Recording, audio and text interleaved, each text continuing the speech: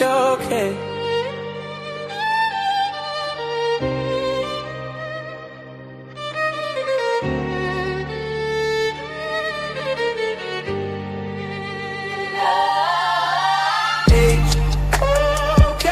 The toughest environment, the toughest environment, the toughest environment to be in.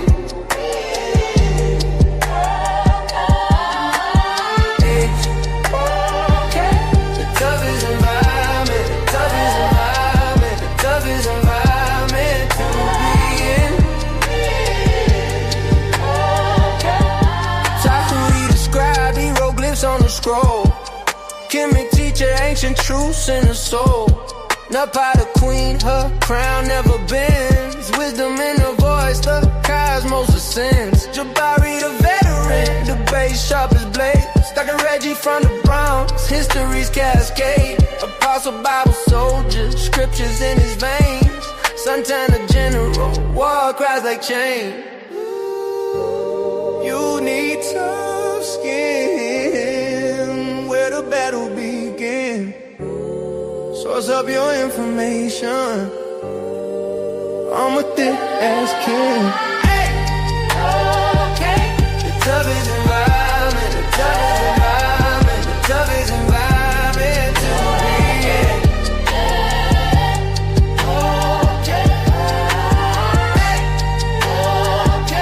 The toughest environment, the toughest environment, the toughest environment to be in.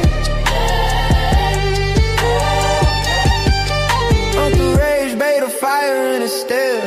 Inky undefeated, a legend beyond compare. Moses 777, numbers align. Pants for me a prophet, stardust divine.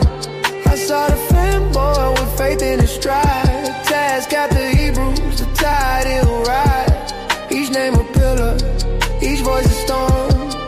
In the temple of debate where truth is born. Strings cry out, violence wail. 808's thunder, breaking the veil. Human beatbox echoes through the fight. HOK warriors, their words ignite.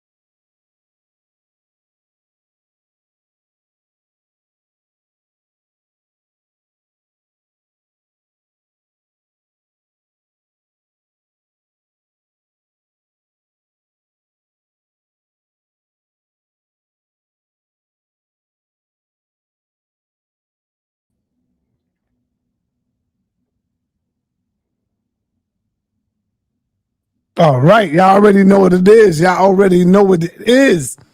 We got my brother Khazmik Sankofa in the building, and he's getting ready to go in on the metal netcher. 086. Let's get it in. We got 92 people in here.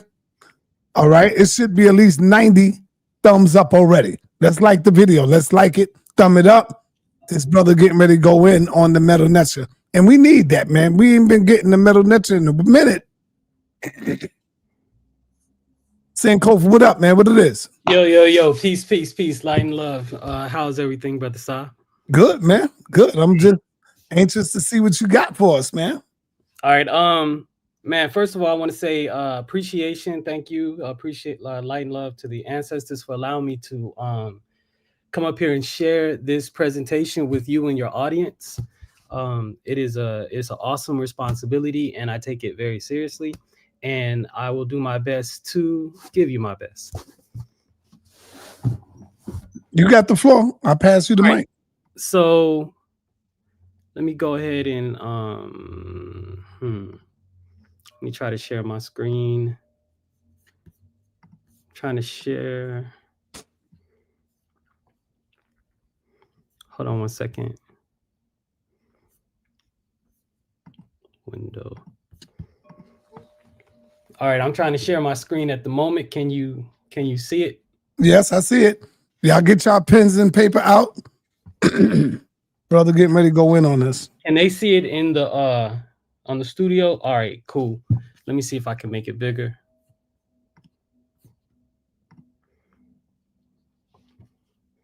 Give me a moment. Yeah, there it is. You got it. You got All it. right. So this is the MDW. I actually belong to a study group called Kemet here in DC, and we study the language. We're all students. We're all learning and growing and deepening our understanding of the language. So notice the title is 086. So it's not a college level course. It is a beginning level course. So after our beginning level lesson, so after this lesson, you won't have the tools to read full sentences. What you're going to have the tools to do is to engage the language. You're going to understand the fundamentals, some of the fundamentals, not all of them, some of the fundamentals on how this language operates.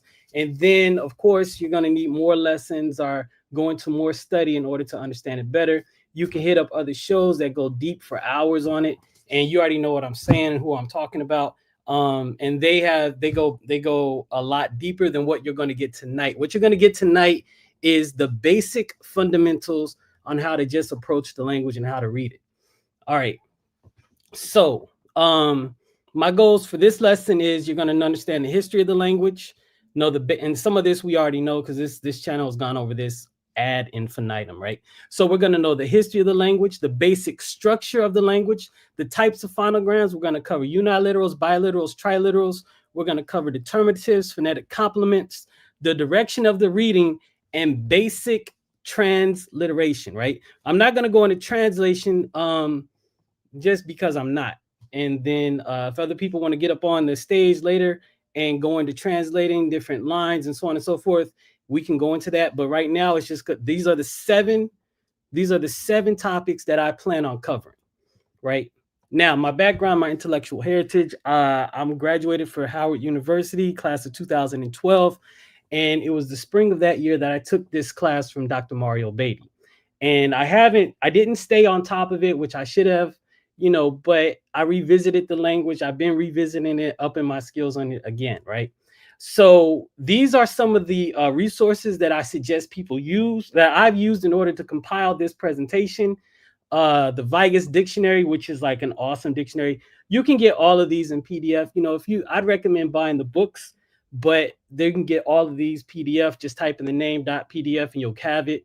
The Vigus Dictionary, Fundamentals of Egyptian Grammar by Leo Depoit, and then James P. Allen, Middle Egyptian, and then a concise dictionary of Middle Egyptian, also by James P. Allen. All right. Also, if you want to learn directly, this is the online source where you can go one-on-one to understand and get it from Dr. Beatty himself.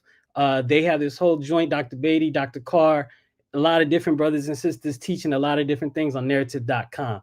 Go ahead. That's a subscription joint. But if you really want to get it from the masters, from the feet of the master, that's where you're going to go, right? All right, let's see here. Boom, boom, boom. All right. So why study sa.neter, right?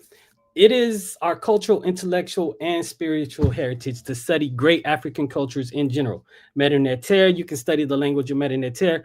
It would be dope and awesome if somebody would really come out with a way of approaching another ancient African language called Nsibidi. I gave a presentation here about a year and a half ago, maybe 2 years ago, when I covered the language of Nsibidi, which is a West African. Why is this joint going back? Which is a West African language that's been in existence for over 1,000, 1,500 years, depending on, what artifacts you kind of look at, but that would be nice if we could really get somebody to come up here and talk about that, because that's also an ancient West African writing system. But this is an East African writing system. And this offering right here is made for the ancestors as well as the community at large. And for any person interested in studying and learning more about ancient Kemet, It's an opportunity to access our ancestral knowledge, right? So here we go, right? Boom, boom, boom. I already went through this. Now, to historians, the sa.neter just appeared. It was a living language until about 1000 AD. However, with the rise of the Islamic civilization, Arabic slowly replaced the Kemetic as the dominant language. Currently, it is still spoken today in the Coptic Church in their liturgy. So if you have any Ethiopian churches around you, you can literally go into the church and still hear remnants of the Egyptian language being sung in their Christian songs, right? So there were several phases that the language went through. Early writing existed prior to 3500 BC, right?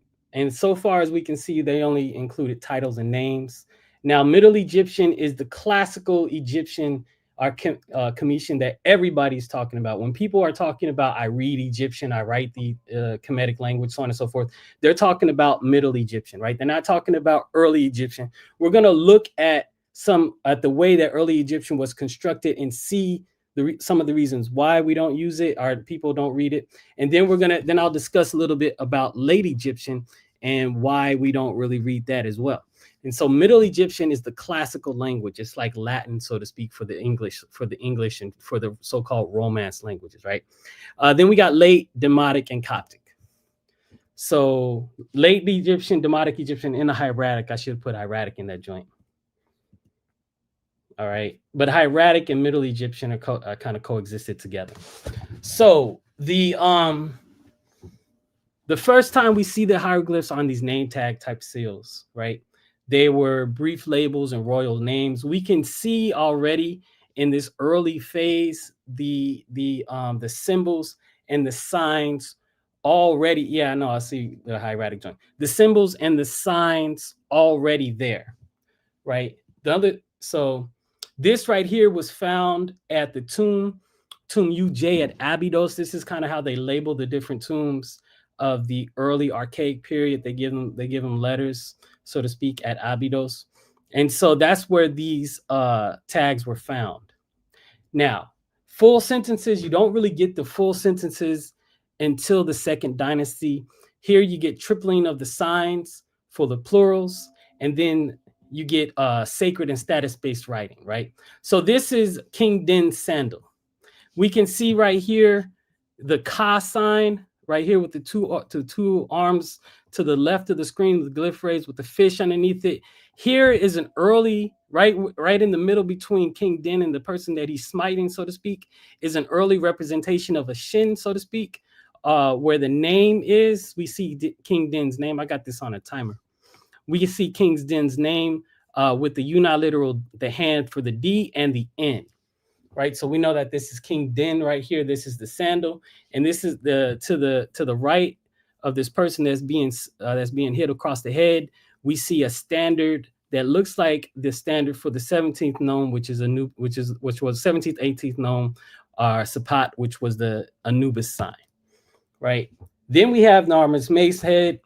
Everybody's kind of heard of this. This is where we have Narmer here showcasing his victory in establishing the Kemetic nation, unifying Upper and Lower Kemet, so to speak. Now, early Egyptian tomb labels, it identified the ownership, the contents, and the foundational use of written names, like from the scorpion, so on and so forth. So here are some scenes from Fourth Dynasty reliefs. We can already see here the structure of the Kemetic language taking shape. We see them writing in columns. We see the glyphs going in the way of the living person or the living thing here already. This is in the Fourth Dynasty, right? But now when we come to the Second Dynasty with Ka-Shekemwe, when we look at the writings that deal with Ka-Shekemwe, the glyphs are not as organized, right? Ka-Shekemwe's glyphs, you don't see them written in lines, so to speak. Here, they're a little bit disorganized, at least here, from what I can tell here with the representation given here. We can see the early evolution of the language as it begins to be more structured. All right, here goes Egyptian tomb labels, understanding the size relationships. This is important only because I've engaged in conversations with people that want to say these are the Anunnaki who's come down here and taught us how to write and look at the size of these people. They have to be aliens or something that came and built the pyramids. And it's been some wild conversations, some seriously wild conversations, right? The Egyptians use size, the Cometians use size, the was the Remech. Other people like to say Remech, getting all technical. I really don't do that, but we can do that. The Remech would use size to represent status. That's all it is. This is the big man, the big woman. We still say that in Africa. I just had a friend from Ghana leave my house here, and when he was referring to a friend of his, he would say, "Oh, you are the big man now." You know, this is an Africanism that we can see being expressed in literature, right? This is the big man. This is the man that has more status than the smaller person. So you're gonna see this repeat itself throughout the glyphs in different areas and in different times. So that, you know, this whole, when you see the big person, aliens, and the Nephilim building the pyramids, that I don't know, that's wild mythology. To me, that's wild mythology. Understand the way that humans constructed their, you know, this literature. This is humans that did this, Africans that did this, Africans that wrote this language, right? All right. So the early Egyptian legacy, it laid the foundation for the Egyptian writing tradition. It established the symbolism, created the framework, and set the precedent for hieroglyphic use in the monuments. Now, the old Egyptian, so this is, we're going to get here into the pyramid text. This is the pyramid of Unas. I particularly like this because I study this, and I have a particular theory about these hieroglyphs. I believe this to be a ritual chamber, so to speak, but that's not maybe another time I'll get into how this looks to be a ritual space, you know, but these are the pyramid texts. Right? It comes from not the pyramid itself, but the temple that is attached to the pyramid. It's the temple that is attached to the pyramid, right? And these are the texts written inside. I think this is the sarcophagus chamber.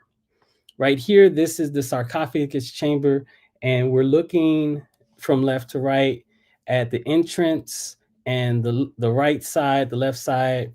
Then we're looking at the west gable, so to speak. Now, the old Egyptian, here are some old Egyptian key texts. The elder from the 4th dynasty, the Uni, the elder from the 4th dynasty, the Neferma'at from the 5th dynasty. All right, so that's old Egyptian. Middle Egyptian is the standard. Middle Egyptian is the standard. Whenever somebody says, like I said earlier, whenever somebody says, I'm reading the text, I'm reading the glyphs, so on and so forth, what they're discussing is they're reading Middle Egyptian. And later on, I'll tell you and get into why that is. And I'll actually explain, you know, the whole reason why I even know this part of the conversation, right? So it retained forms from earlier phases. It has hundreds of symbols, and we'll get into that in a second, right? And we can tell that the Middle Egyptian with coffin text, the coffin text came out of and developed from the pyramid text. So the teaching is that writing and technology got more advanced and developed. And so it went from the writing being only on the nobles' tombs and the tombs of the pharaohs to being to constructing coffins, and then being able to put their spiritual mythological literature inside the resting place, the coffin, so on and so forth. And then has technology and has production and industry developed more, they were able to produce papyrus on an industrialized level to such an extent that they were able to produce papyri for a large portion of their population. That's why that's talking about the development from the pyramid text to the coffin text to the Pert Imheru, right? So These are some, now what the coffin texts were. They say magical funerary spells on wooden coffins. Really, the coffin text was their spiritual literature that they really kind of, it would seem as if though they were expected that the Ak, the departed spirit, would be able to look at and to read as it returned to its body from its flight, because the teachings of the ancient Kemites was that the Ak and the Ba flew from the body, but through the practice of the correct rituals, the Ak and the Ba were able to reunite with the body, after death. And then, it would seem as if though they would be able to read and so on and so forth, and have these spells or have this text with them. That's what it would seem. That's just my theory on that. So then we have Middle Egyptian, the Tale of Sinuhe, moral, Middle Egyptian wisdom literature, which were moral and practical guidance for officials.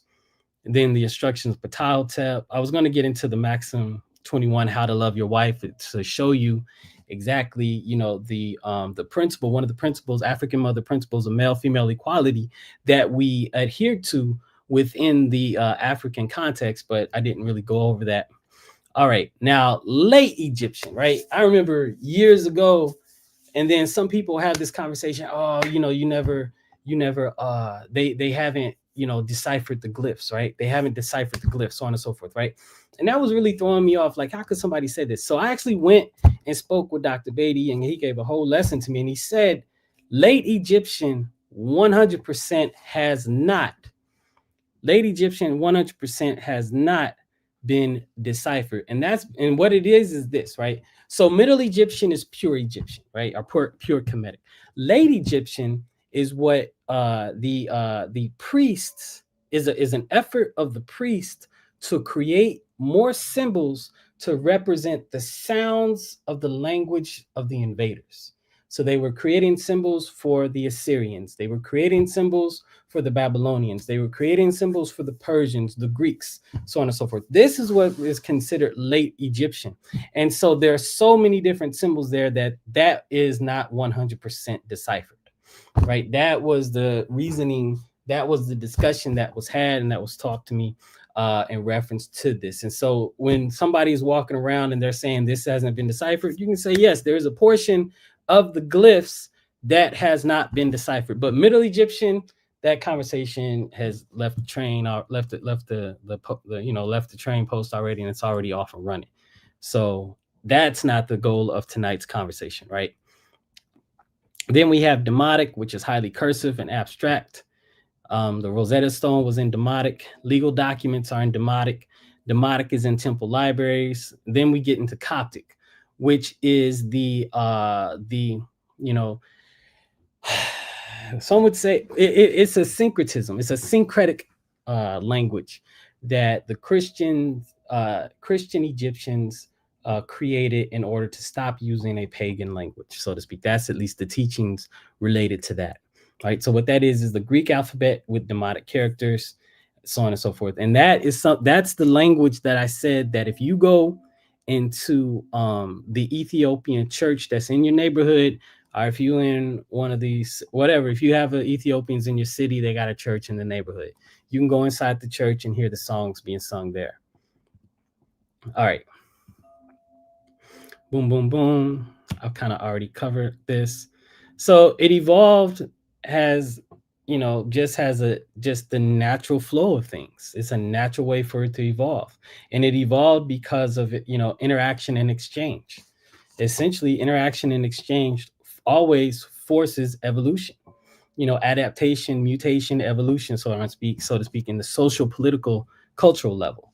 That's what it does, right? Earliest script precursors appear as commodity markers on pottery and bone tags. Can I share my audio?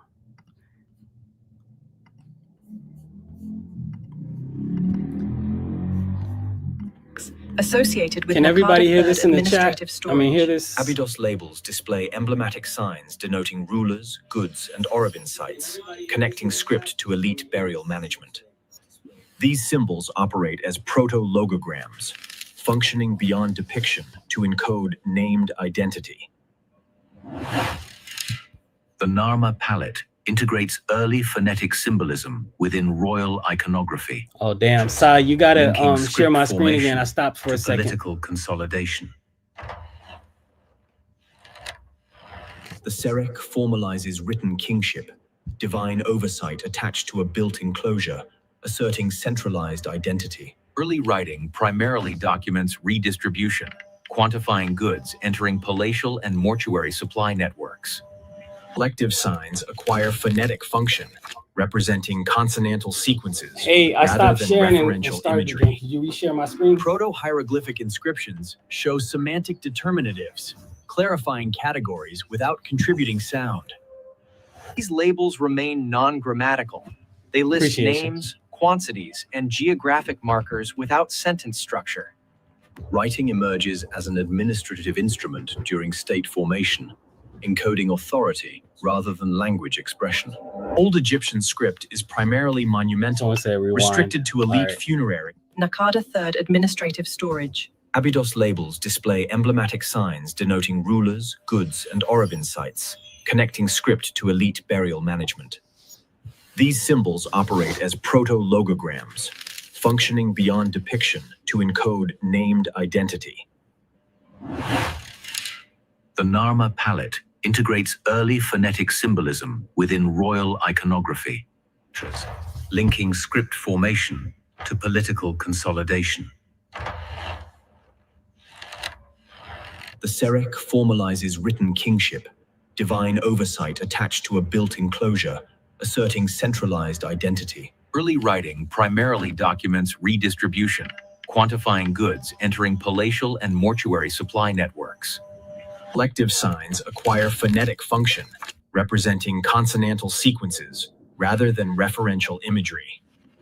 Proto-hieroglyphic inscriptions show semantic determinatives, clarifying categories without contributing sound.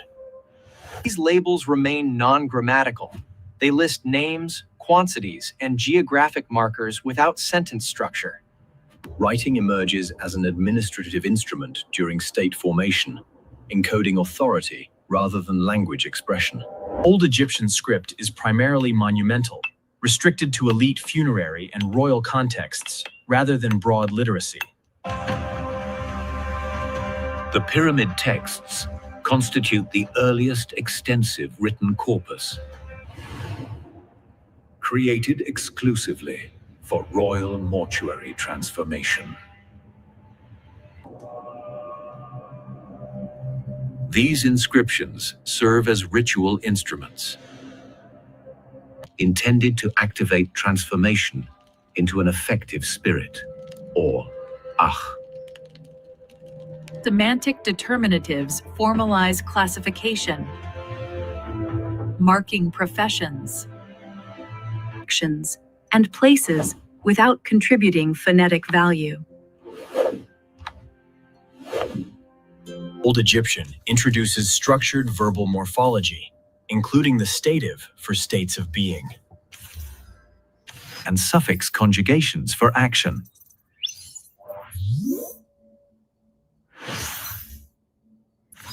Plurality is expressed through the tripling of signs or strokes, a convention sustained throughout Egyptian history.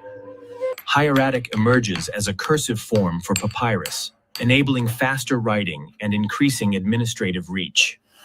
Autobiographical inscriptions record virtue and service, expanding written identity beyond royal individuals. Scribes occupy a defined social class, controlling textual production and performing state administration. Monumental writing frames kingship as cosmic governance, linking political authority to divine order and cosmic stability.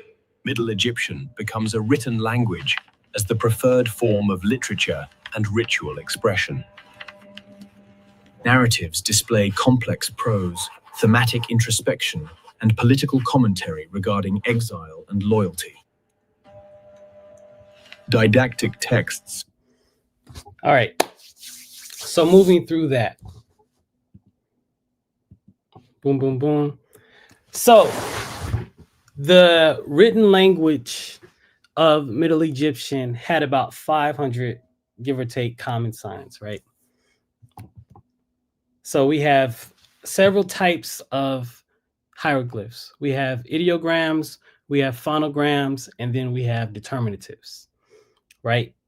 Now I'm getting into, I needed to lay that foundation the first before we got right into the glyphs. Now remember, like I said before, we're going to go only so far as transliteration, not translation. So there are other spaces that go further and more in depth, more studying more of the text. But this is for a beginner's class to give you a basic understanding on how to look at the glyphs, right? So there are about 25 to 27 uniliterals, right? And I'll get into what a uniliteral is in a second. Then there are about 80 to 100 biliterals. Then there are also 20 to 30 triliterals. So after you get past that, which gives us like 100 and something odd, 150 give or take symbols, really, after you get past that, the rest are determinatives and ideograms. And then this is where the dictionary comes into play. And what is really important, and what most, at least the way that I have been taught, is that you want to really memorize the uniliterals. Not a lot of people memorize 100% all of the biliterals. People can memorize or get down some of the triliterals as well. We know triliterals, onk, nefer, so to speak. Those are kind of common triliterals. But the uniliterals is like the foundation that you're gonna have to just memorize in order to understand the language, right? So the language goes off of what's called the rebus principle, which is a sign represents sounds, not words. Like this is IB, right? This first one is IB, something like IB going somewhere, so on and so forth. Or B4. You understand? Signs represent sounds, not words.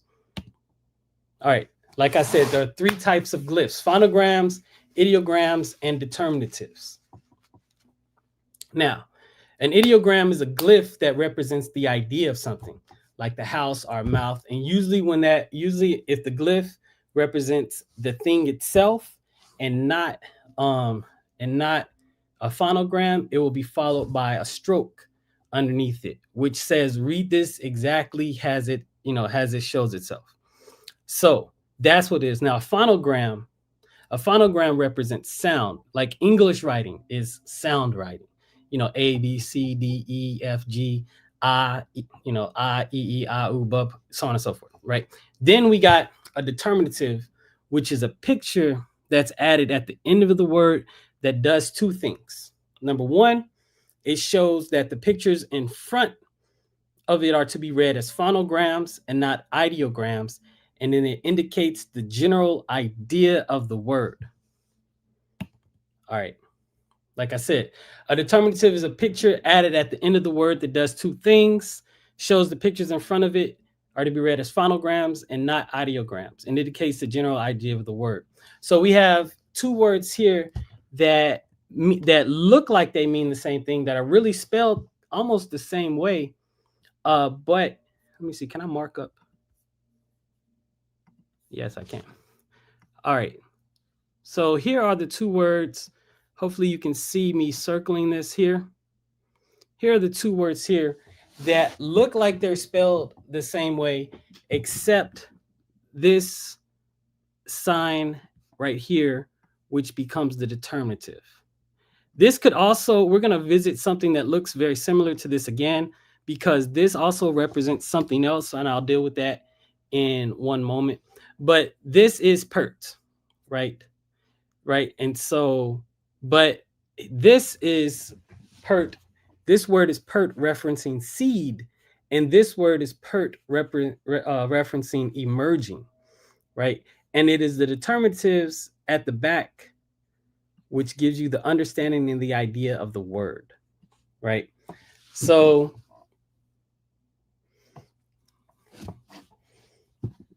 I'm looking here at the chat. I don't know why. Anyway, here we'll see there's emergence. Now, the determinative is also going to help you understand like the determinative, the sun, can have several different meanings depending on how it is spelled.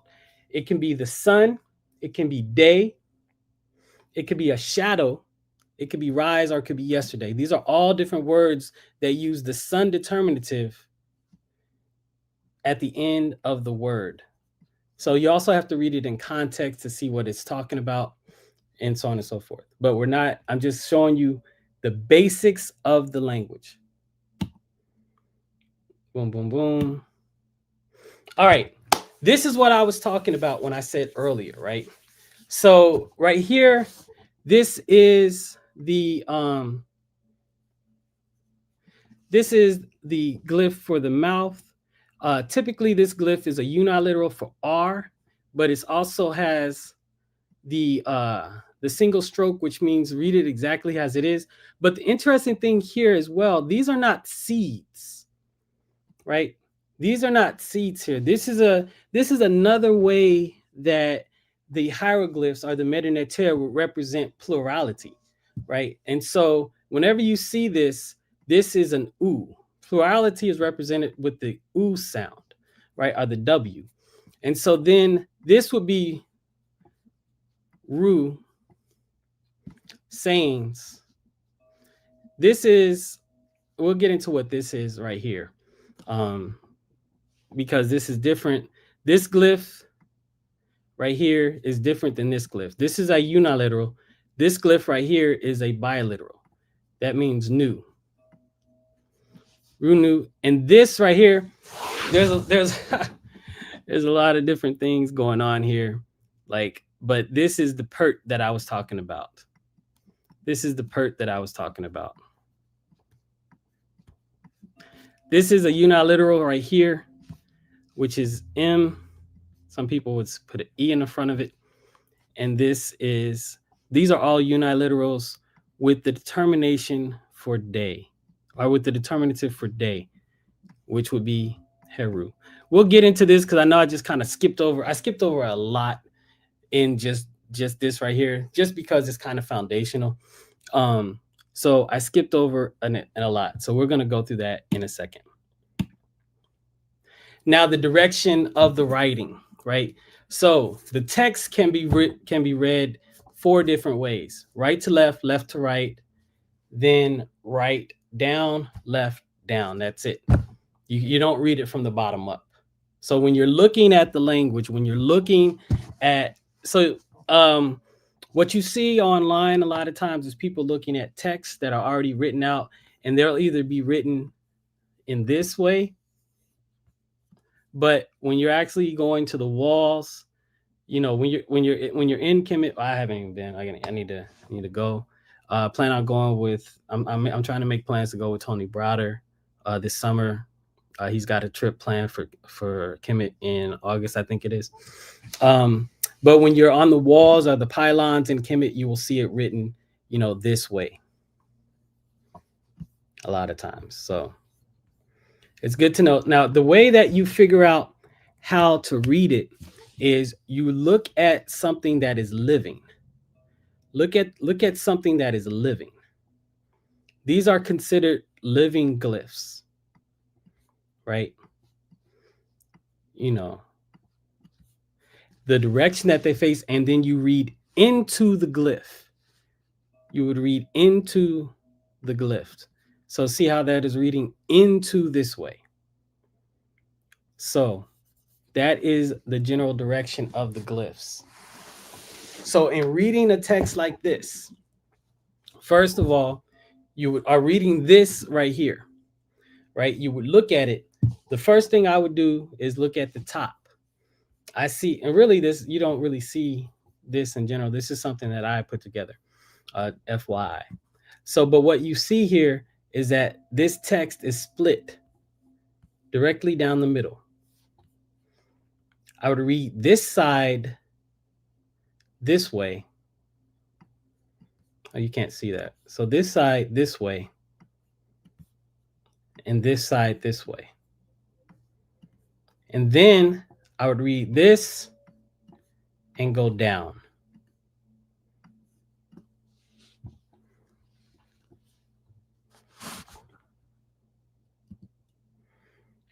All right.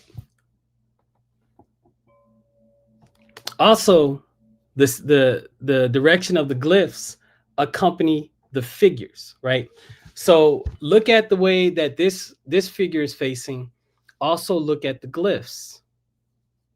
Look at the way this figure is facing, and then also look at the glyphs. The direction that you read the figure accompanies the human figures that are inside the drawing, inside the wall, so on and so forth, right? Another thing that we want to look at, there are 3 shapes of the glyphs, right? There are tall signs, which is the quail chick, or the tethered rope, so to speak. There are flat signs, and then there are small signs. So we're going to look at this grouping right here. And this is a symmetry that the language had to it. This is a symmetry that the language had to it. They would group tall signs together. Look at how these signs are grouped together. So when you're reading it, understand that this is not like hieratic. This isn't like they threw it together.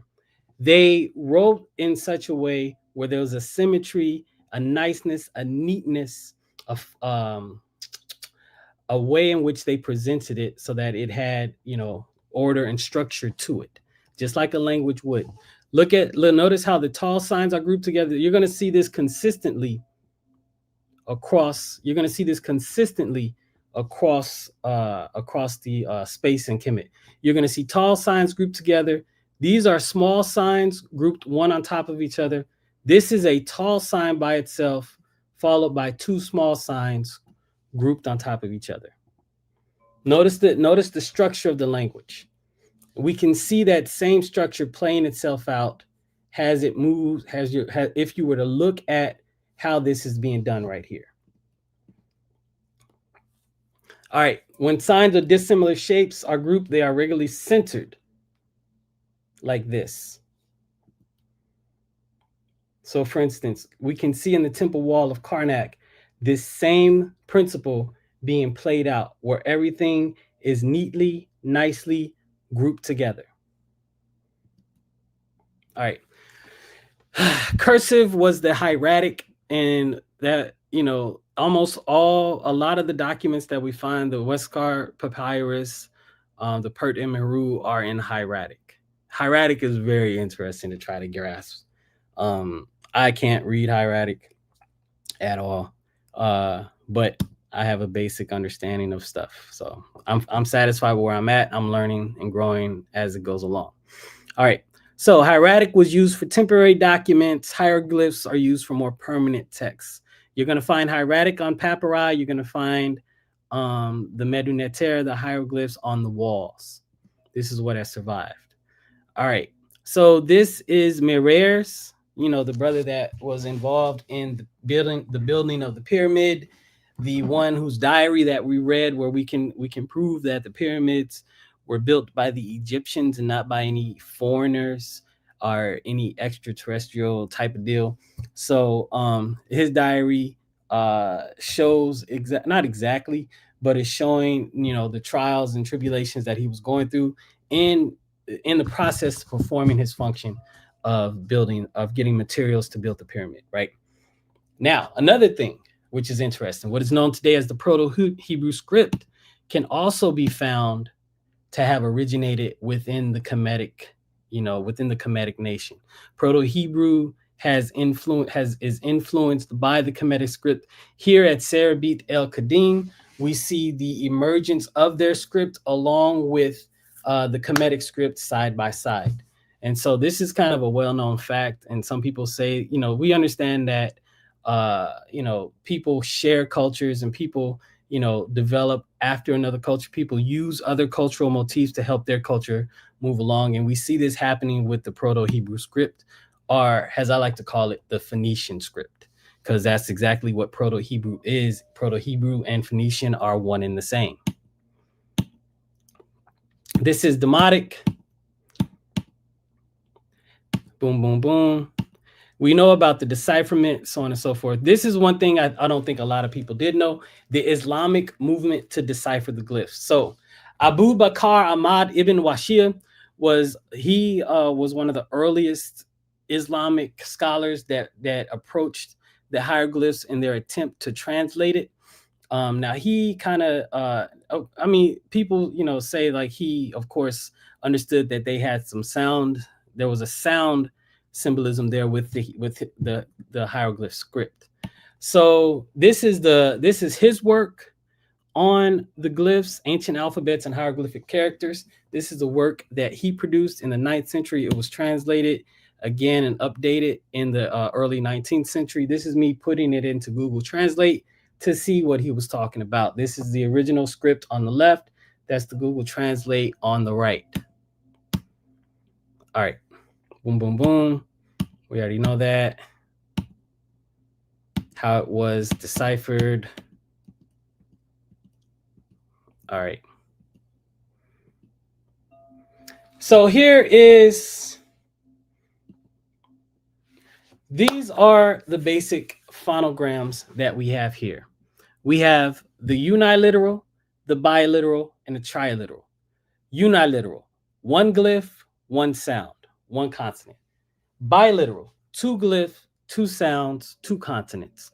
Triliteral, one glyph, two sounds, two consonants. Triliteral, one glyph, three sounds, three consonants.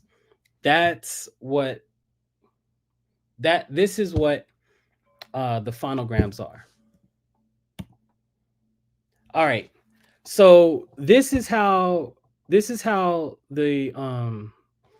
what scholars kind of agreed upon. Transliteration is an agreed upon script that the Egyptology community has agreed to translate these symbols into after coming from the glyph, right? So the way this works is you would get the glyph, you have the transliteration then you have the understanding the symbol of the vulture, then it translates into whatever the national language is. So this could be French, Chinese, Arabic, it doesn't matter. But these first three, the whole Egyptological community will agree upon. This last one comes into the national language. So it'll look different depending on who translated and what national identity they had, right?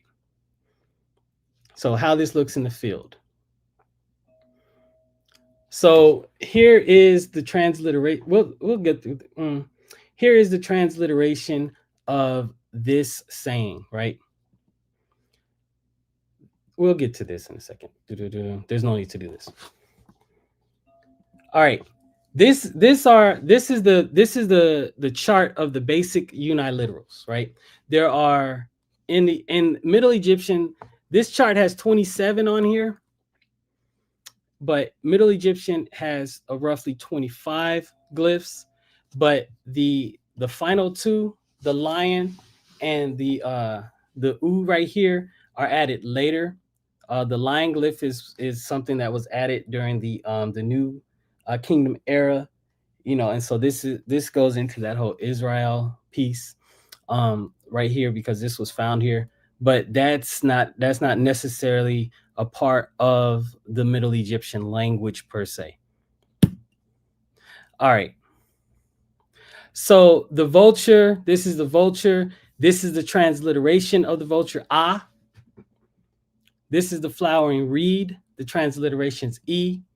The double flowering reed, transliteration E. This is the arm, transliteration ah. I did not say you pronounce the single stroke. This is the quail chick, oo. This is the foot, ba. This is a pool, ba, pa. The horned viper for F. The owl for M, ma. The water ripple, na. The mouth, ra. The house enclosure, ha. Then another twisted rope, ha. Then they say this is the placenta. I don't know why they say that, but that's basically where what they say. This is the placenta, ka, you know, or ka, like this is how they would use this when you would spell kepra if you wanted to spell it out in the long form. This is an animal belly, ha. The folded cloth, s.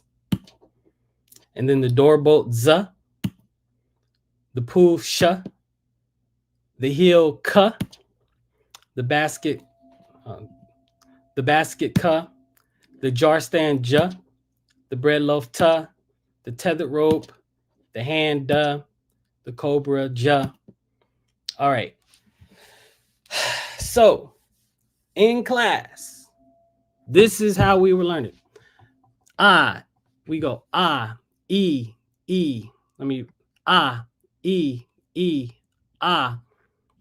oo, ba, pa, fa, ma, na, ra, ha, cha, ka, sa, za, sha, ka, ga, ta, cha, da, ja. Right? That's how you would say them, so to speak. But this is a convention. This is also all coming from Champollion's work. I didn't really go over that because I figured in this channel we've all argued or seen that discussion. All right. So if you are taking notes, now this is the way I draw the vulture. This is the way I was taught to draw the vulture. So we're gonna go through it just like this. All right. First, you draw the two lines.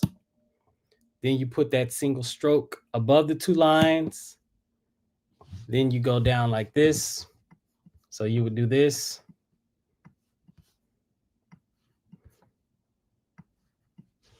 Right?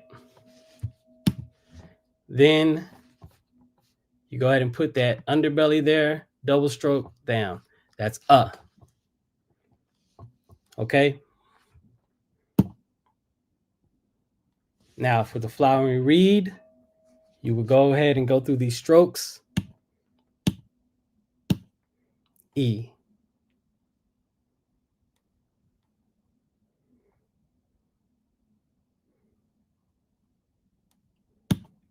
All right, same with this. Flowering strokes twice. Now, when they write this, they're going to write it, you're going to see it written as Y. So just FYI. This is Now, to be honest, when I draw it, I don't do this. That's what I do right here when you're drawing it. But this is the way it's done here. All right, this is ooh. This is the way I draw the quail chick. You may have your other way of doing it. This is the way I draw it here. You go down, down, bring it over like this, then go like that. Boom. That's the quail chick. And give it a little plumage, so to speak. All right. This is the foot, ba. This is pa, fa. This is how I draw the owl. Similar to the vulture, except it's a flat top head. Then you put it over here like this.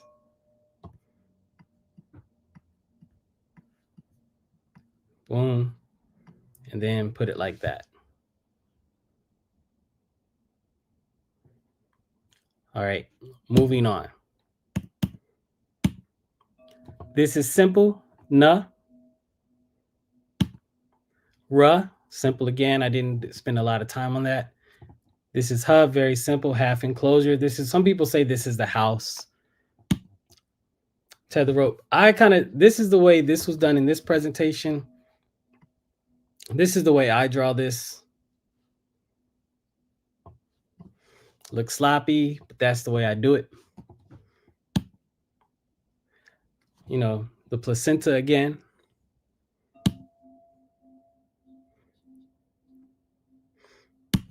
This is the first couple of lessons in the Egyptian grammar book.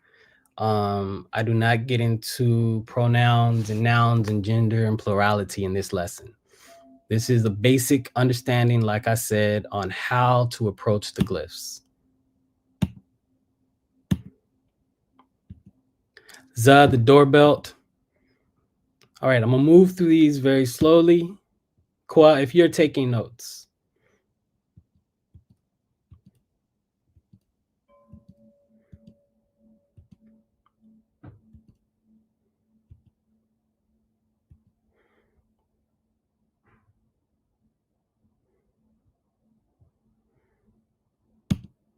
King J, why don't you just come up when it's done? I'm glad you can read the glyphs, bro. I'm glad you've been studying. That's awesome.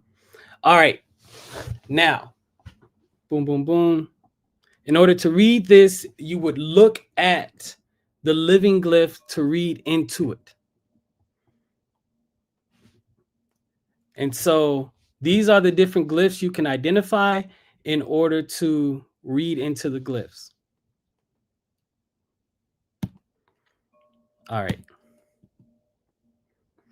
Now, this is another example of glyphs that follow the living character. And that you can see the clear divide right here. These glyphs here belong to these living characters. These glyphs here belong to this living character.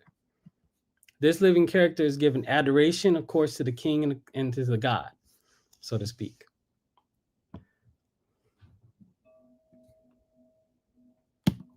All right, moving on. All right, so for a test, nobody's here. I'm looking at the time. I went a little bit over for the uniliteral, so we'll move through this fast.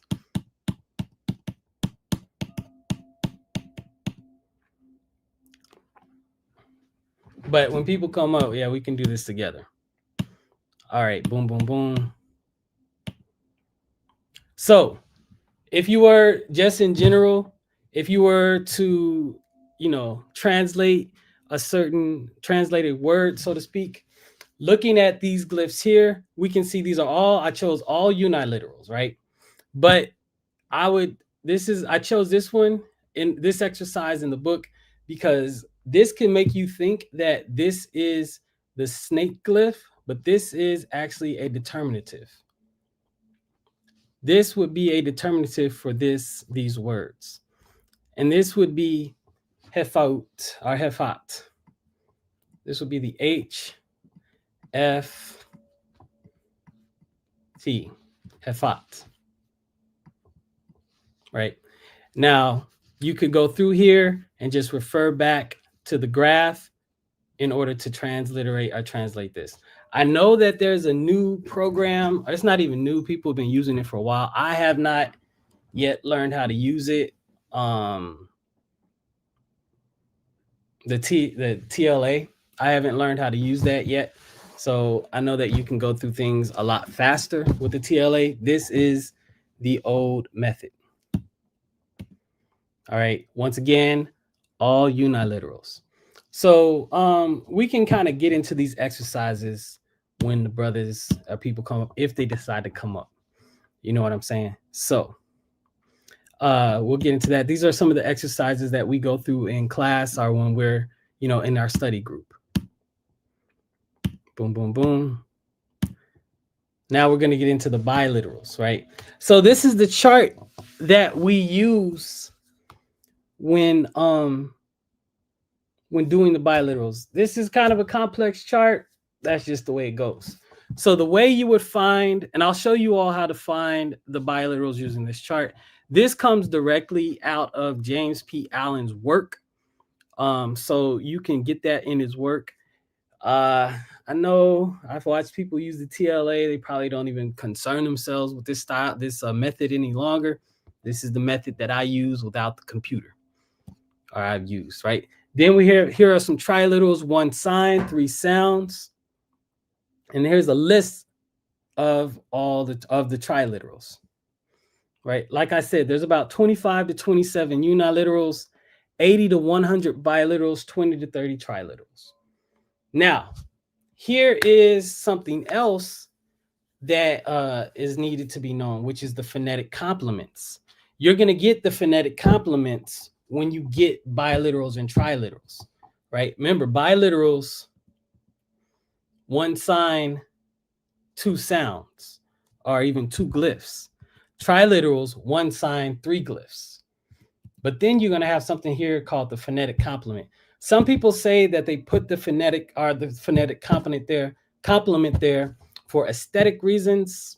I can only tell you what I've been taught. I don't know exactly why they have the phonetic complement, but you do find the phonetic complement inside when you're reading the glyphs. Boom, boom, boom. All right. here is the general structure of how you would use a phonetic complement. So a phonetic complement is a uniliteral that is going to be in front of or behind a biliteral or triliteral, right? So here you would have the biliteral, right? This is one glyph. And this glyph here is going to be the unilateral attached to it. You have an AB plus B structure. Or you would have the unilateral or triliteral here with the biliteral or triliteral here with the unilateral in the front and a unilateral in the back, right? This is an AABB structure. All right. So this is the word hen. Now, if you didn't have the principle of the phonetic complement, this would look like this, right? This is the unilateral for H. This is a biliteral for H, N, and this is a unilateral for N. So you would have hen, right? When you transliterate this, you would cross these out and you would just be left with hen. All right, that's the way the phonetic complement principle works. All right, so here is the word ha. This is, so like I said, I will show you how to read this graph, right? You would find the symbol, right? If you're looking for a word or looking for the meaning of a word, or you're actually there on the ground in Egypt, you got your dictionary with you, so on and so forth. You see these words up on the walls. You would look using this graph, you would try to find the picture. This is the picture of a type of fish. You would see you would read over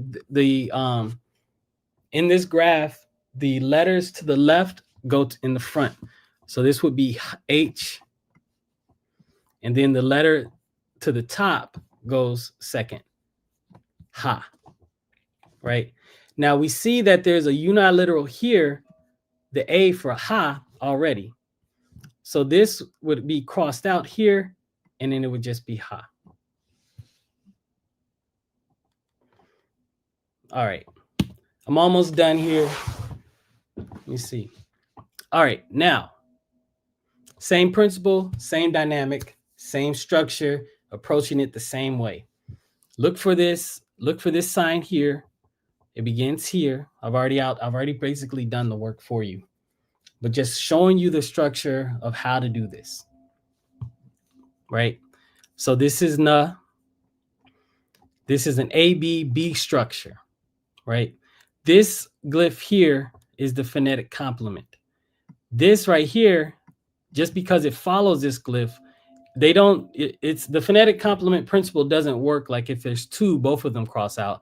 It's just the first unilateral after the biliteral or triliteral gets eliminated. That's the way that principle works.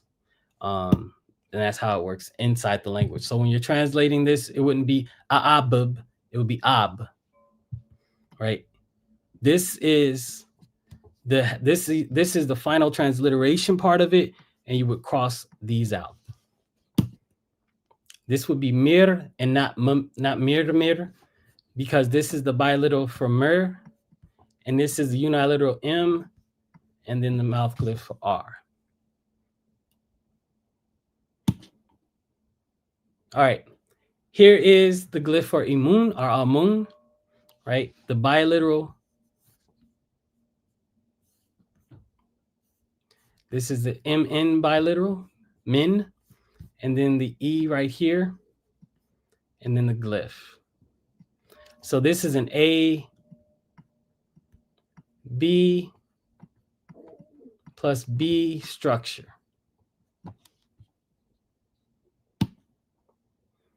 All right, this is Hazat. So this is, I would find this glyph here. So H would be first. Then I would look to above, it's a Z. So Huz. So I see that there's already an H in front of it. And then there's a second Z here, the door bolt sign plus the T. I would cross both of these glyphs out, and it would come down to represent Hazat. All right. So that same principle, I see I'm already an hour and a half in. Basically, that is it for the most part. Everything else is going off of that same principle. Oh, the last thing, the alphabetical order. This is why it's important to learn this chart, because the dictionaries are in the order of this chart. So this is the earlier I showed you the concise dictionary of Middle Egyptian. I just took screenshots of the beginning of each sections of the dictionary, and each section of the dictionary begins with the uniliterals. So if you want to know how to look up a word and you see that the word begins with one of the uniliterals, it's gonna, typically it does, or even if it doesn't, if it's a biliteral, it's gonna begin with one of the letters from the chart. This is the alphabetical order that you would look it up in the dictionary as. So, and with that, that's it. All right, Sa, I'm finished. If you're still there, brother.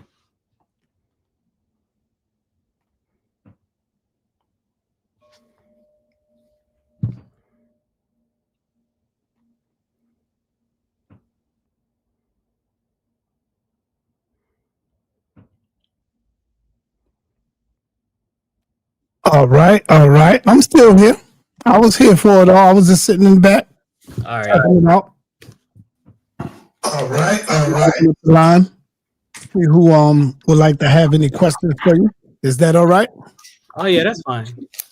All right. So family, we are now in open season. I'm gonna open up the line.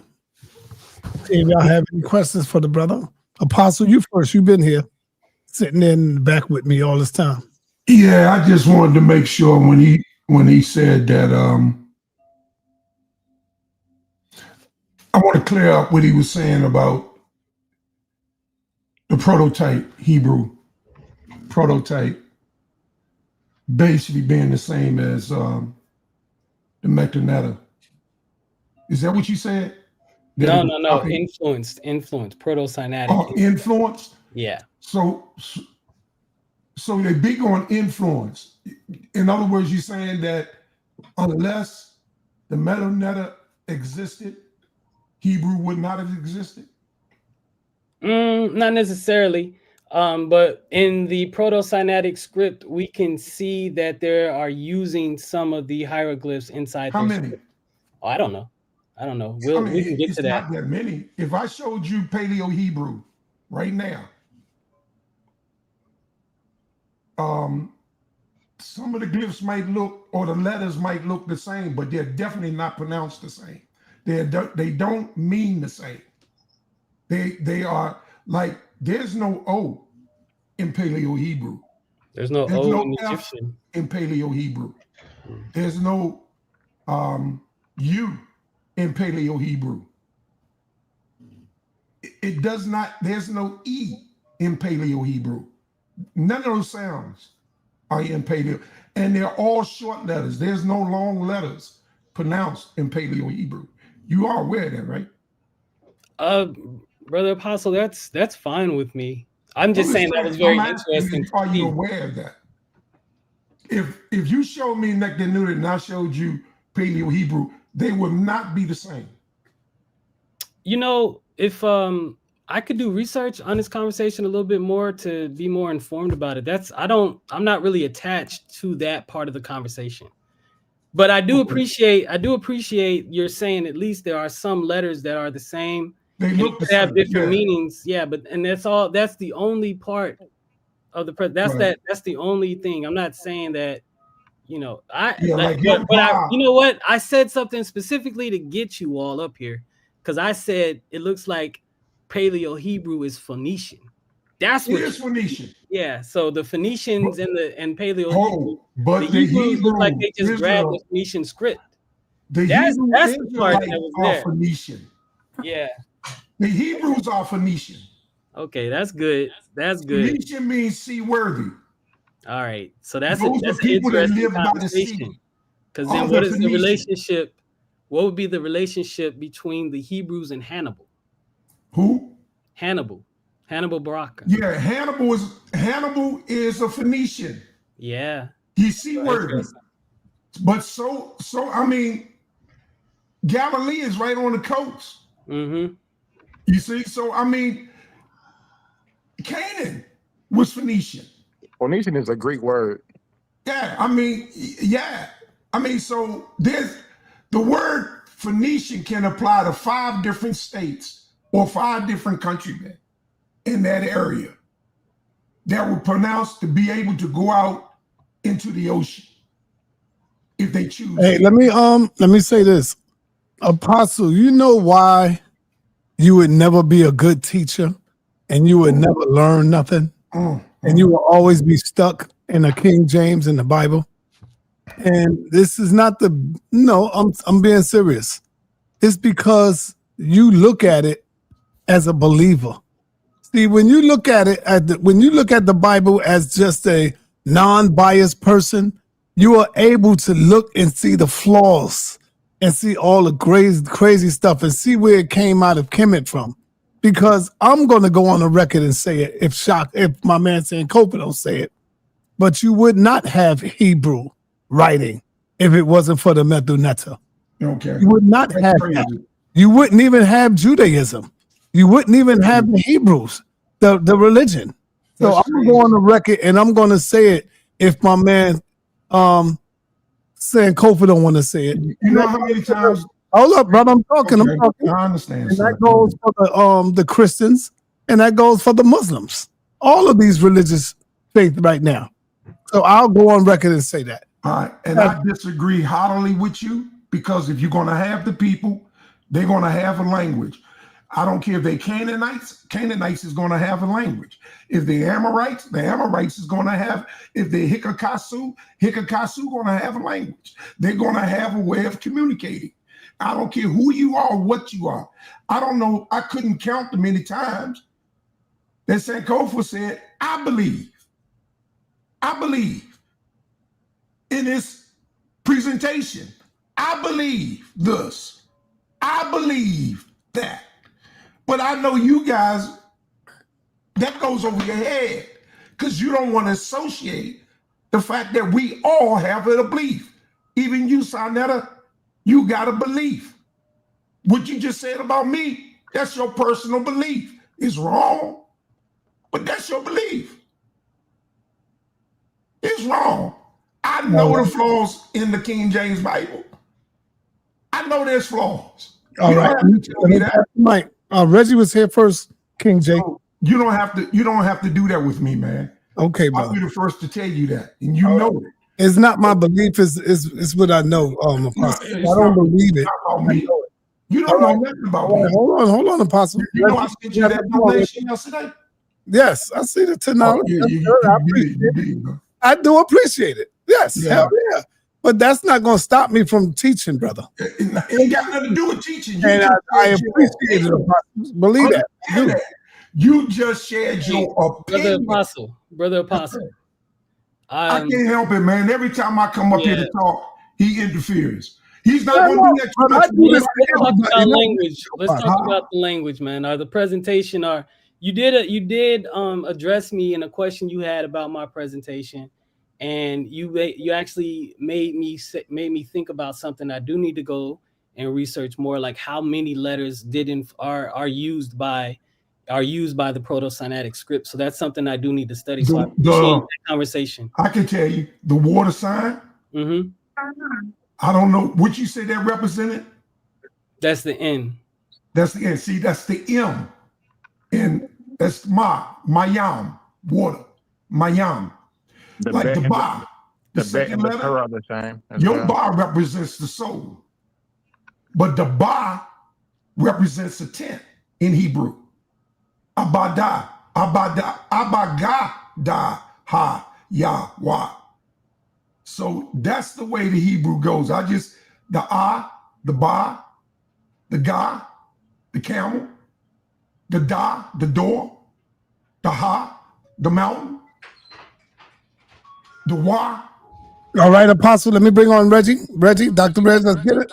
Do you have a question for Khazmik, Reggie? Well, my question would be is who did you learn the sa.neter from? Dr. Beatty. Dr. Mario Beatty. And so that's the way Dr. Mario Beatty teaches it. Yes. He teaches it like that. Interesting. And so you took it in a semester? Correct. You took it in a semester. Okay, so he did go through dictionaries. What dictionaries do you use? Well, for the most part, he just used the book. King J. He just used what? He just used the book, if I can remember correctly. Which book? He used Faulkner. He used Hodge. He used. Did you see my presentation, Brother Reggie, or did you jump in at a different time? Yeah, I jumped in probably missed about a half an hour. Okay, so in the beginning, I gave the dictionary Middle Egyptian by, at the moment I'm just drawing a blank, but it's Middle Egyptian that he used the book. Yeah, Middle Egyptian is Faulkner, but he used Gardner's grammar book, right? No. James P. Allen. James P. Allen's James P. Allen's book. Hello? Yeah, I said no. So I'm just trying to figure out. Reggie. You and I don't get along. So why don't you cut the questions and get to the real Oh no, question? I wait. Okay. Hey, yo, I ain't know y'all don't get along. No, I didn't know Reggie's always that. I trying didn't know to that either. catch me on something. I didn't know that either. I'm just asking you. Every time we talk, he's always trying to be sneaky. Just get to the question, brother. Like, do your real thing. Do your real thing. Do everything these questions are leading up to. Get to the last one. Okay, so since you told me that we don't get along, and I didn't think that we ever got along, right? Okay, so now I know that. I was just asking you general questions so that I could ask another question. But you said I don't get along with you?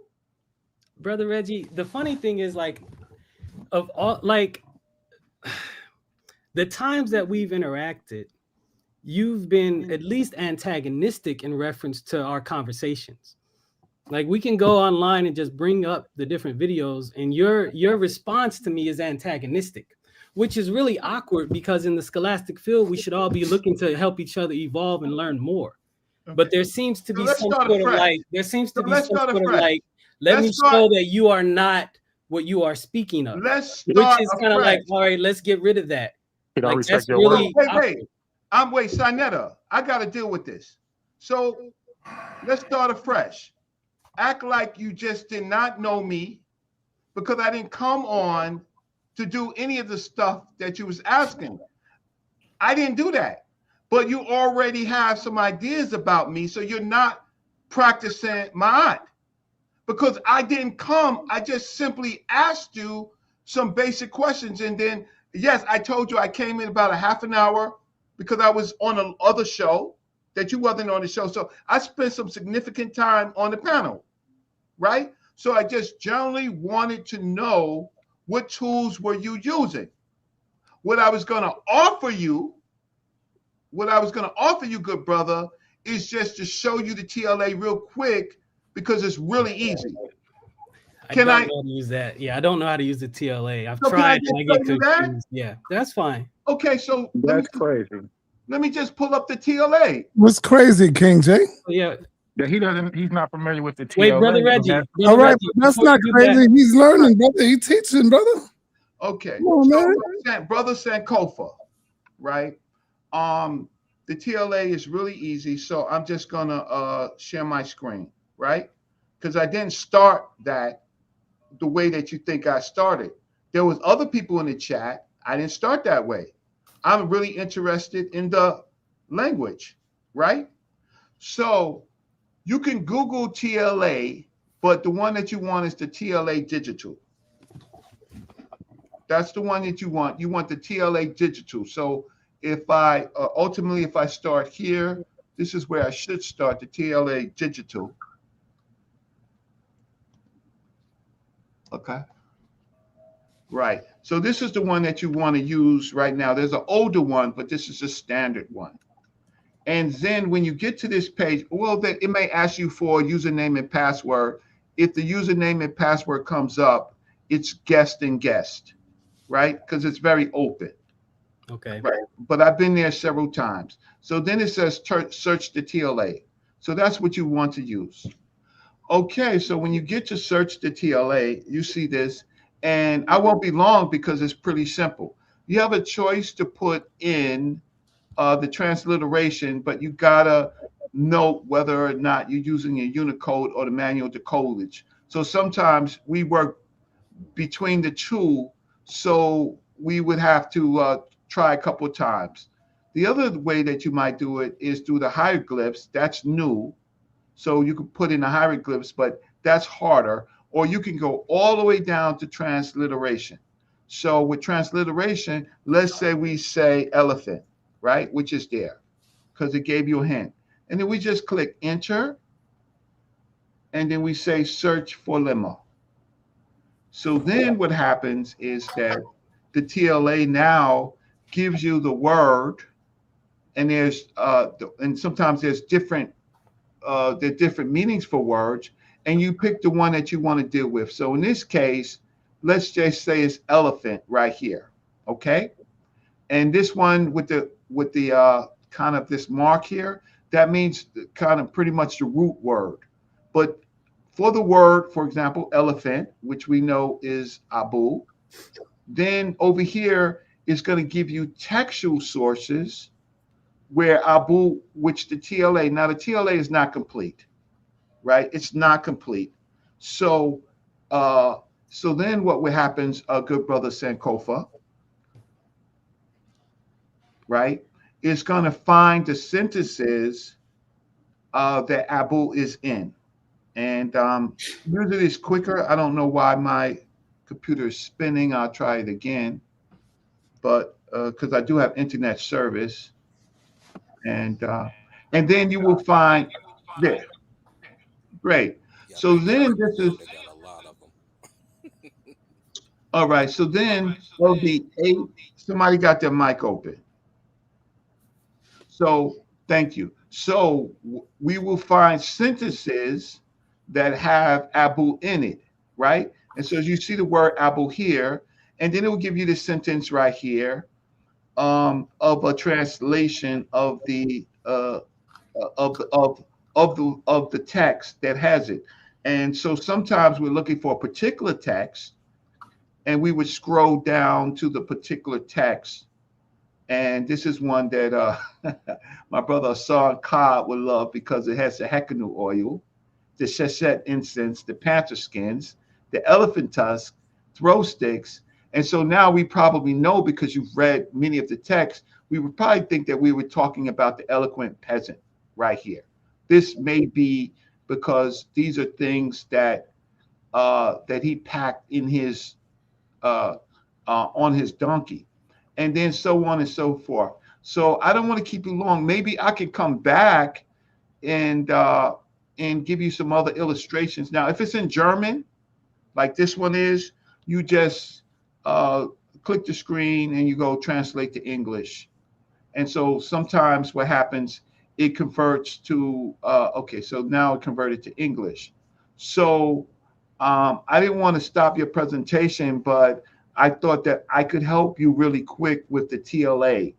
And then that would help you in your own work. And so sometimes you actually want to work with real text. So I will stop now. I'll let other people, but I came in peace just to say, well, I could help you real quick with the TLA. Okay, I'm gonna stop sharing. That's it.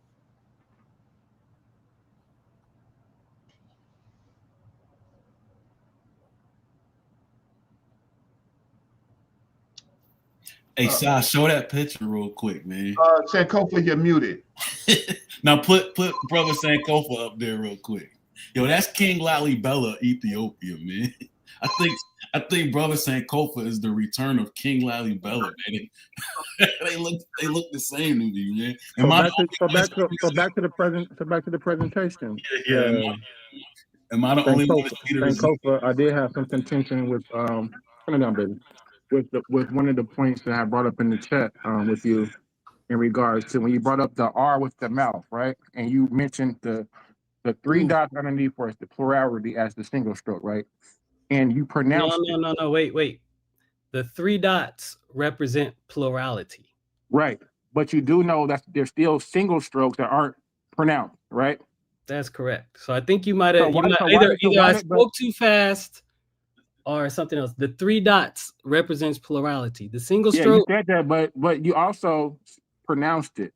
You said this is the W. You said it's pronounced as a U. Not the single stroke. The single stroke is not a W. I wouldn't say that. You did. You wrote it as RW. Right, but the W is for the plurality of the dots, not for the single so that's stroke. What I'm saying. I wouldn't represent you don't represent the single stroke. So listen, you don't pronounce the single stroke. You don't. So listen. Hey, hold on, King J, hold on, because I'm looking at something here. Spirit always bring me something. The spirit of the ancestors always bringing me stuff.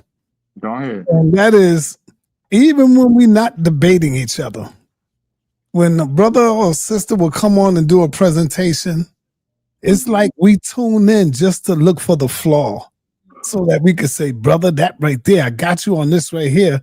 That don't go together, brother. That was wrong. And that it's like, that's what we look for. Do you agree, King J? Well, I think that we all are trying to learn. Looking at the presentation so that you could say, oh, no, he wrong on that one. I got him on this one. No, I was looking at the presentation to learn, but it was hard to learn. He was saying so much stuff that was incorrect.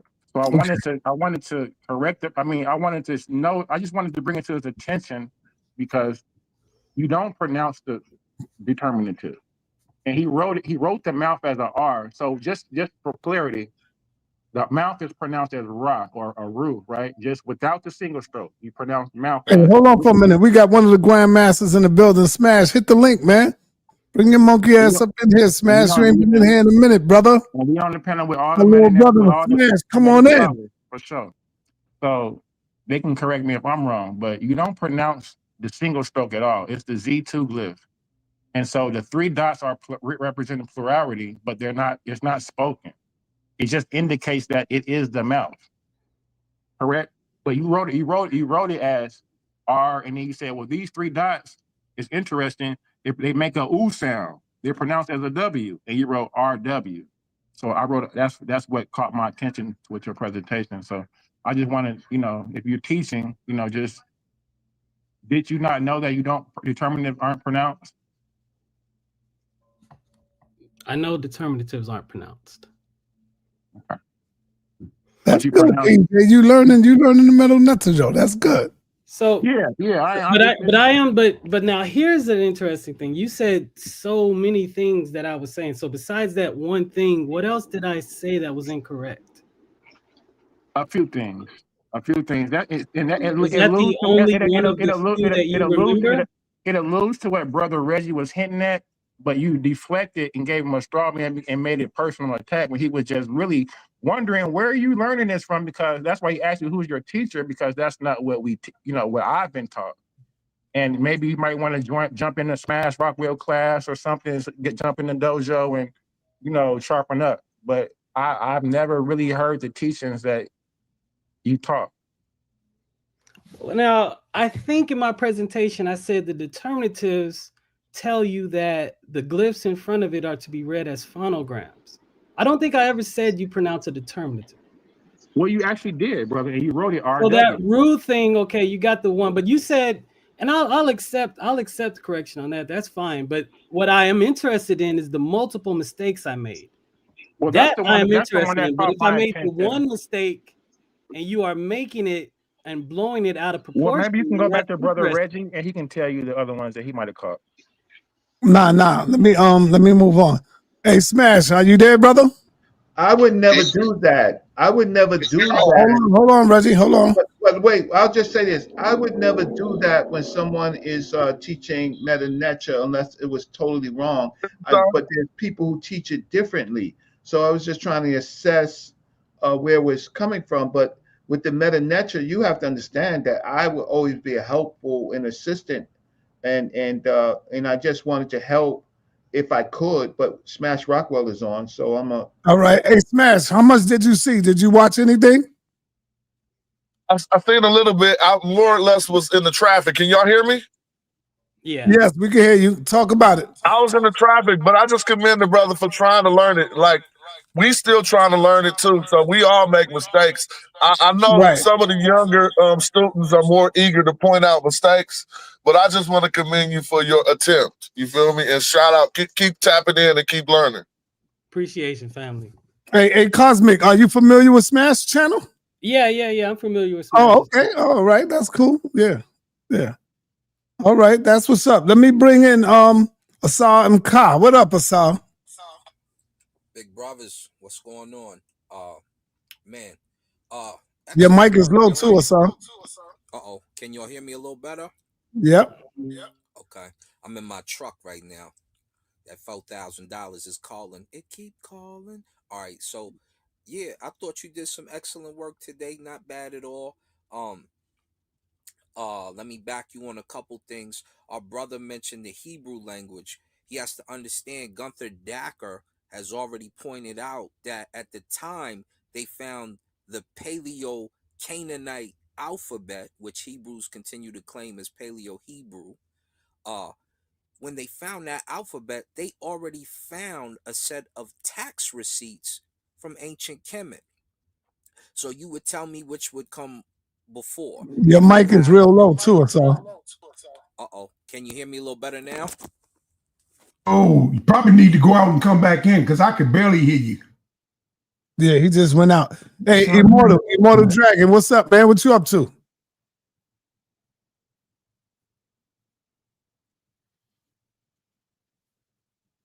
Unmute yourself, Immortal Dragon. There we go. I got you. What's up, man? You into the metal network? Yeah, I've been tuning in on Smash this thing a lot. Okay. Sorry, my bad. I'm gonna hit the plan more next year after I finish my thing, but I just wanted to help Sankofa a little bit if you would allow me. Yes, go ahead, brother. That's cool. All right. I didn't have a problem with the history thing. Was cool. Learning from the old, middle, new, late, demotic, etc. I think that was fine. I think showing the text too early was a little bit rushed. Maybe if I could share my screen real quick. Let me know if you could see that. Yeah, we can see it. It's up there. Make it bigger. Pause. 2 seconds. How's that? I can't tell on your side. Yep, that's good. All right, cool. So after you did the demotic stuff and all the history thing, which was good, I think showing the walls and stuff was a little too much. I think you should have just went base into the uniliterals. Am I saying that right? Sorry. Still a little bad on this, but you know what I'm saying? Like going through basically the bottom barrel of the alphabet, if you want to call it an alphabet, which it's not. But yeah, we could start with the alphabet, whatever. I think that would have been better just to get the baseline through and then go back to the video thing, which would have been good, and then swap back to the biliterals. This is Hoch's book that I have open right now. Let me zoom out a little bit. After that, and then lesson 2 is like the biliteral stuff and then the determinatives and stuff like that. I think it would have been good off of that. But overall, I think it was good. It was just felt rushed. And you rushed through the uniliteral thing. I think that was kind of, I think you could have went back and did that a smidge better. But everything else was fine. How do I unshare this? Yeah, thank you. Yeah, it definitely, I mean, you know, if you know the lesson, I did like 3 or 4 lessons in an hour and a half. So no, yeah, I was here the whole time. Sorry. Yeah. I mean, my first almost 2 weeks was just what I just went through, you know, when I was in class. So I rushed it, but I mean, it's online. You know, Sankofa, you know, this is good criticism though, because this is going to make you better. You know what I'm saying? Make you better. So, yeah, no doubt. Yeah, nothing negative. I just you're all learning. You're still learning. You never stop learning. Reggie is still learning. King J is still learning. You know, Smash is still learning. You know, You know, so Apostle is still learning. when I first got to Howard, right, I went and spoke with Dr. Carr, and was all starstruck or whatnot. But I asked him, can you read the glyphs? He was like, well, if I learned it a long time ago, I just need to pick it back up. It's the same thing. Unless you kind of lose it, some of the stuff goes. You know what I'm saying? I mean, unless you kind of use it, some of the stuff goes. So it's just a matter of just engagement, and then really kind of like being inspired by you, Dr. Reggie, being inspired by Smash to really be like, okay, I got it. You know what I'm saying? Like, I have it in my repertoire. I don't use it because I'm not running around every day using it. I work by and large. You know what I'm saying? But being inspired by Reggie, being inspired definitely by Smash, being inspired by Nsayam Ka, I'm like, yo, I got something. Let me work on what I got, share what I got, and grow from what it is. That's basically the spirit it's in. Understandable. All right. Thank you for having me up here. I'm going to drop off and listen. Thank All you, right. sir. Thank you. All right. Anybody else? Apostle? One day, Apostle, I might let you come up and break down your Hebrew. Abuya. Abuya. For something, and I would like to show it. Say that again? I was just looking for something. We're here to learn the meta-nature. We're not here to learn. Yeah, we're doing the meta-nature right now. We're here to learn the meta-nature. We're not here to learn that. Hey, stop, man. We're not here. This is not your show, man. Hold on, y'all. Hold on, please. Apostle, what are you showing? The meta-nature? No, I don't. I don't know nothing about the meta-nature. Oh yeah, well that's what we're dealing with today, not the Hebrew. That's why I said you could come on one day, like tomorrow, and break down your Hebrew. I did that before already. Yeah, I know. Yeah. Did a masterful job. Appreciate you, family. Dr. Reggie, I would like to.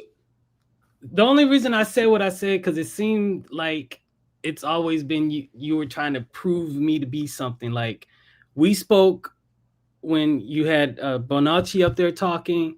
It was kind of contentious. We spoke when you were talking about Dr. Browder on the Titans channel, and it was contentious. So that's all. I'm just going based on history. Sorry about that, brother. That's just historically our interaction. No, first of all, so it may not be contention with you. It may be I'm dealing with something else. Baba Bonacci is a Baba. He's my Baba, right? I respect him, and we talk. And if you know Baba Bonacci, he could be rough, right? So you got to be careful with him. He's a rough dude. And so you gotta, if you have a point, sometimes you have to fight for your point. And I'm of a different age group, right? So I'm gonna fight for my point. Now, what's the other person? Dr. Browder, not Dr., but Tony Browder. It was on. Yeah, well, I don't know.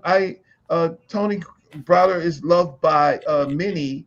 I have some issues about something that happened in our community that I did. Well, one thing he was saying that the Guillaume symbol was in the Guillaume symbol or the Sankofa symbol, and he said that that is in West Africa. But he found it in the Egyptian temple, and I disagreed. Right, I just disagree that those two are that similar. So maybe it was something within that. But I met you personally. I never talked bad. Right. I disagree with some people who the way the Kemetics teach, rather, because they don't teach necessarily the meta-nature to the public, right? But it had nothing to do with you. So I was really surprised. And at the same time, I'm usually helpful when it comes to the culture. Everybody knows that, right?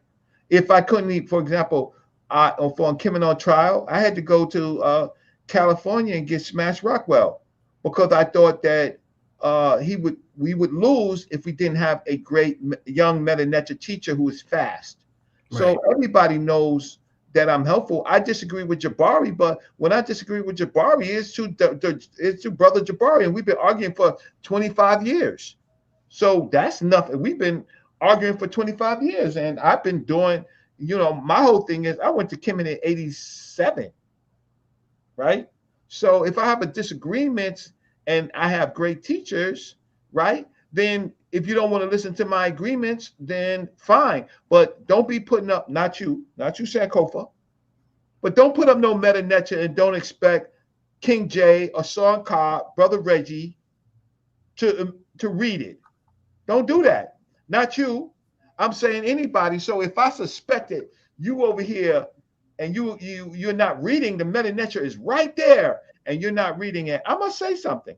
But it had nothing to do with you. So I'm like I just said, let's start over. Let's move on. All right. Let's move on. Because I thought that I could understand everything that you said. No problem. Just different teaching methods. So you came on to teach a method, right? Now, King J, he has a method, right? We'll find out what his method is. Smash Rockwell has a method. He teaches all the time, right? So sometimes what we do is we look at someone's method, and I was just trying to figure out how was this taught. My course was with Dr. Ricchetti. I'm not saying it's any better but it was earlier. It was my course was in 85, and she taught with Faulkner for concise for grammar. She taught with grammar was Gardner, Faulkner was for dictionary. And those are our main two books plus her notes, right? And that's how I learned. And then I had to relearn later. No problem. Let's continue. Let's continue. All right. No doubt. All right. I have a question. Now, hold on, Sankofa. What's happening? I don't know if you've seen the Mount Rushmore yet, or the Titans, but I don't know if you've seen the Mount Rushmore or the Titans. But here they go right here, brother. I don't know if you saw this, but here they go. The best of the best. You what's going on? Yes, sir. And in spite of the gentrification that's happening, yes, our ancestors is immortalized here at this spot. So it doesn't matter who walks across here. I bring you the best of the best right here. The best top scholars of the meta-netter. They have to remember our ancestors. That's right. Because it's etched. That's right. It's on the signs. It's on the buildings. That's right. It's on the street. That's right. That's right. That makes it powerful. And in some ways, I even think of it this way. Regardless of what is happening in Harlem now, the reality is that everyone regards this as the center of Central Harlem, right here, absolutely on the street, one of the few streets in Manhattan that goes river to river. There's a reason why this is prized territory, why we are being pushed out. There's a reason. But for us to stand here in the center and recognize one of our greats, who, if he was still here in physical form, would be around here someplace, just walking around, being with the people. This is a powerful day, a very powerful day. Did you want to add something, Dr. Beatty? A name that we didn't mention in the ceremonial, I'll say more about at the National Black Theater, is George G.M. James. His name wasn't mentioned today, but it should have been mentioned, and I'm sorry I didn't mention it, because that was one of the inspirations for Dr. Ben's work. And it's actually one of the inspirations, I have not said this before, but it's one of the inspirations for my work. And so if you look at my early work, in terms of this, I was trying to look for the hard evidence of a mystery system in Kemet. And so I was studying concepts, in Kemet around this. Oh, dang, I was hella interested in that. Apostle, you don't know who these people are, huh? I know. These are the of them. of all champions right here, Apostle. Huh? These are the champs of all champs. I recognize 3 of them. Means black. The one on the end I don't recognize. Unquestionably. Doesn't mean And was substituting for humanity that preceded that. I would like to ask a question for all 4 of y'all scholars. There's some controversy going on about the word Kemet, meaning black now. Some people saying Kemet don't mean black. Some people saying Kemet do mean black. Now that I got 4 of y'all scholars here, I would like for y'all to address that. Starting with you, my brother, and then we're going to go with the brother. Kemet unquestionably means black. Unquestionably. Doesn't mean wetland. But let me say this. Many words in Kemet in the sa.neter has several meanings. Right. But the meanings that our ancestors used it was to empower us, and it was connected to the earth. It was connected to this blackness of the universe. And if we know that 95% of the universe is a state of blackness. Absolutely. Of course, we had a very vigorous debate on this issue at our ASCAT conference. And myself and Brother Reggie Mabry and Asar Imhotep and others also, Brother Sanjetti, respect their work. So we had a very... Mario Beatty called out Reggie Mabry. All right. Okay, Reggie. Okay, Reggie's known all over here when it comes to this sa.neter. Very vigorous debate on this issue.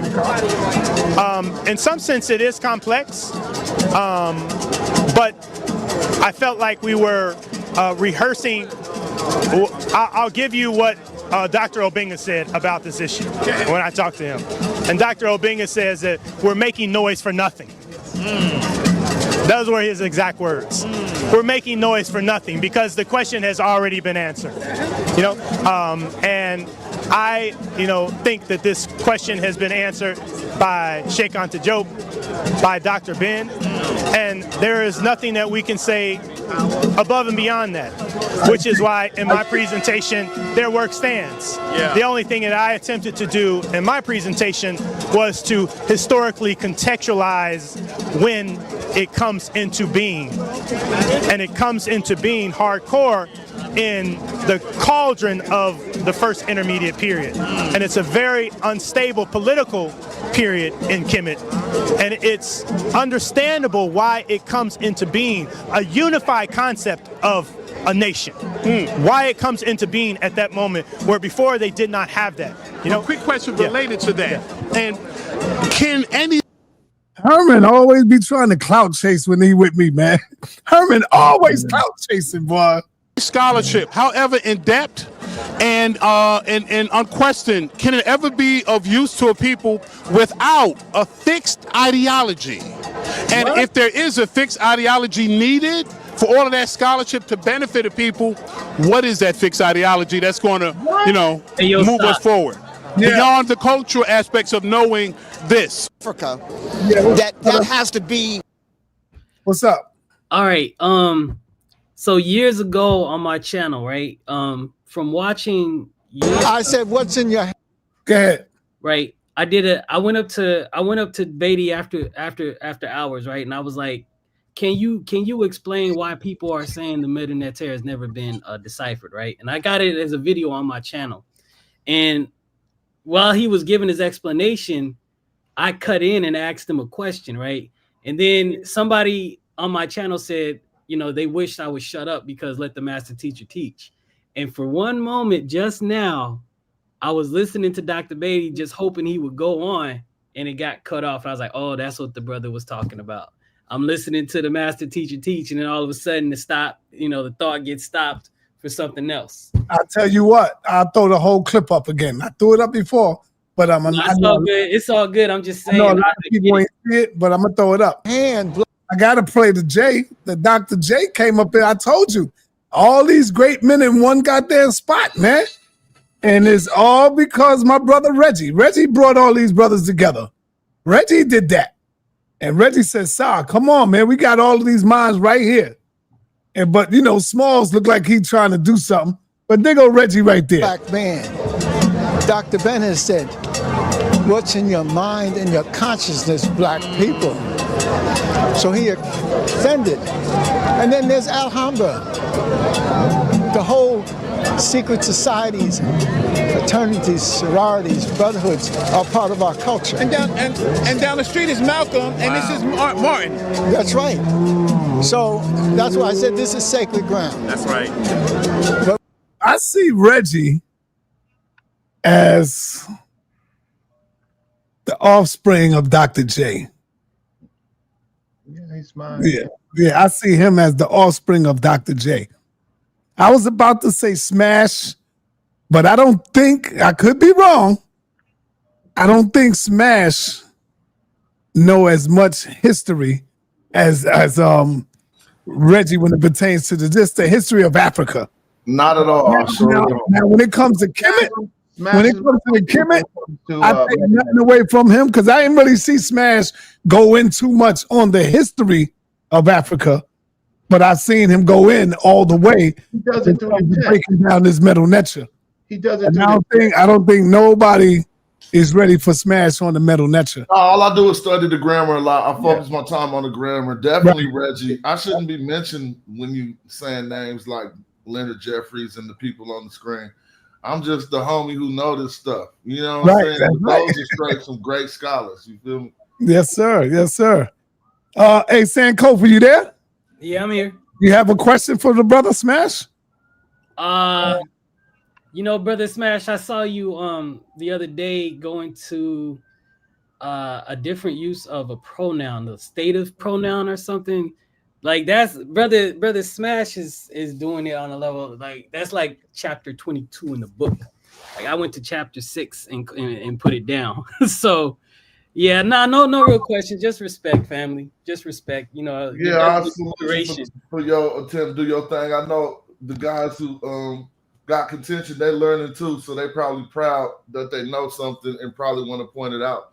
But I'm just watching and peeping game. I'm just happy that you involved and got the passion to learn. Yeah, respect, family. Respect. Hey, Smash, you know Chris Weathers? Chris who? Withers. Chris Weathers. I mean, yeah, hell yeah. Oh, I saw MK in the building. He said Smash don't want it with Chris Weathers. But then he said, I'm only playing. I don't really want it with Chris Withers. Nah, I don't. Like, it's not like a competition. You know what I'm saying? But he often gives me good advice, and he ain't never, I have to show him some things sometimes too. But it's just like when you find somebody who know more than you about a subject you're interested in, it's best to keep them as an ally. Right. So you can learn from them. You know what I'm saying? Let me ask you, have you ever I want to be the other people who, you know what I'm saying, is on their I don't know who he is. Nah, he on my show every day. We be building. Yeah. Have you ever build with him about the term black? Yeah, and the cold part is he initially was on the Asar Imhotep Ujahu side of the argument, saying that it means something like wetland, riparian land, like Infodigi was just saying it don't mean. But eventually he's seen a few things that said that the argument, that basically we all be working on hypothesis, you know what I'm saying? Like, and if you got holes in your theory that you're trying to present, people will poke holes in it. And once you got something solid and they can't poke no holes in it, then they have to say it could have went that way. But since back in the day, I've met hella Egyptologists. All them Egyptologists that they hired trying to discredit me is in my phone right now. Like, you know what I'm saying? And we be talking and chilling, and so it's cool. It's cool. All right. Hey, Apostle, you have any questions? No, I just asked y'all to name a book that George G.M. James wrote. I can think of one. What's that one? The Five Black Presidents.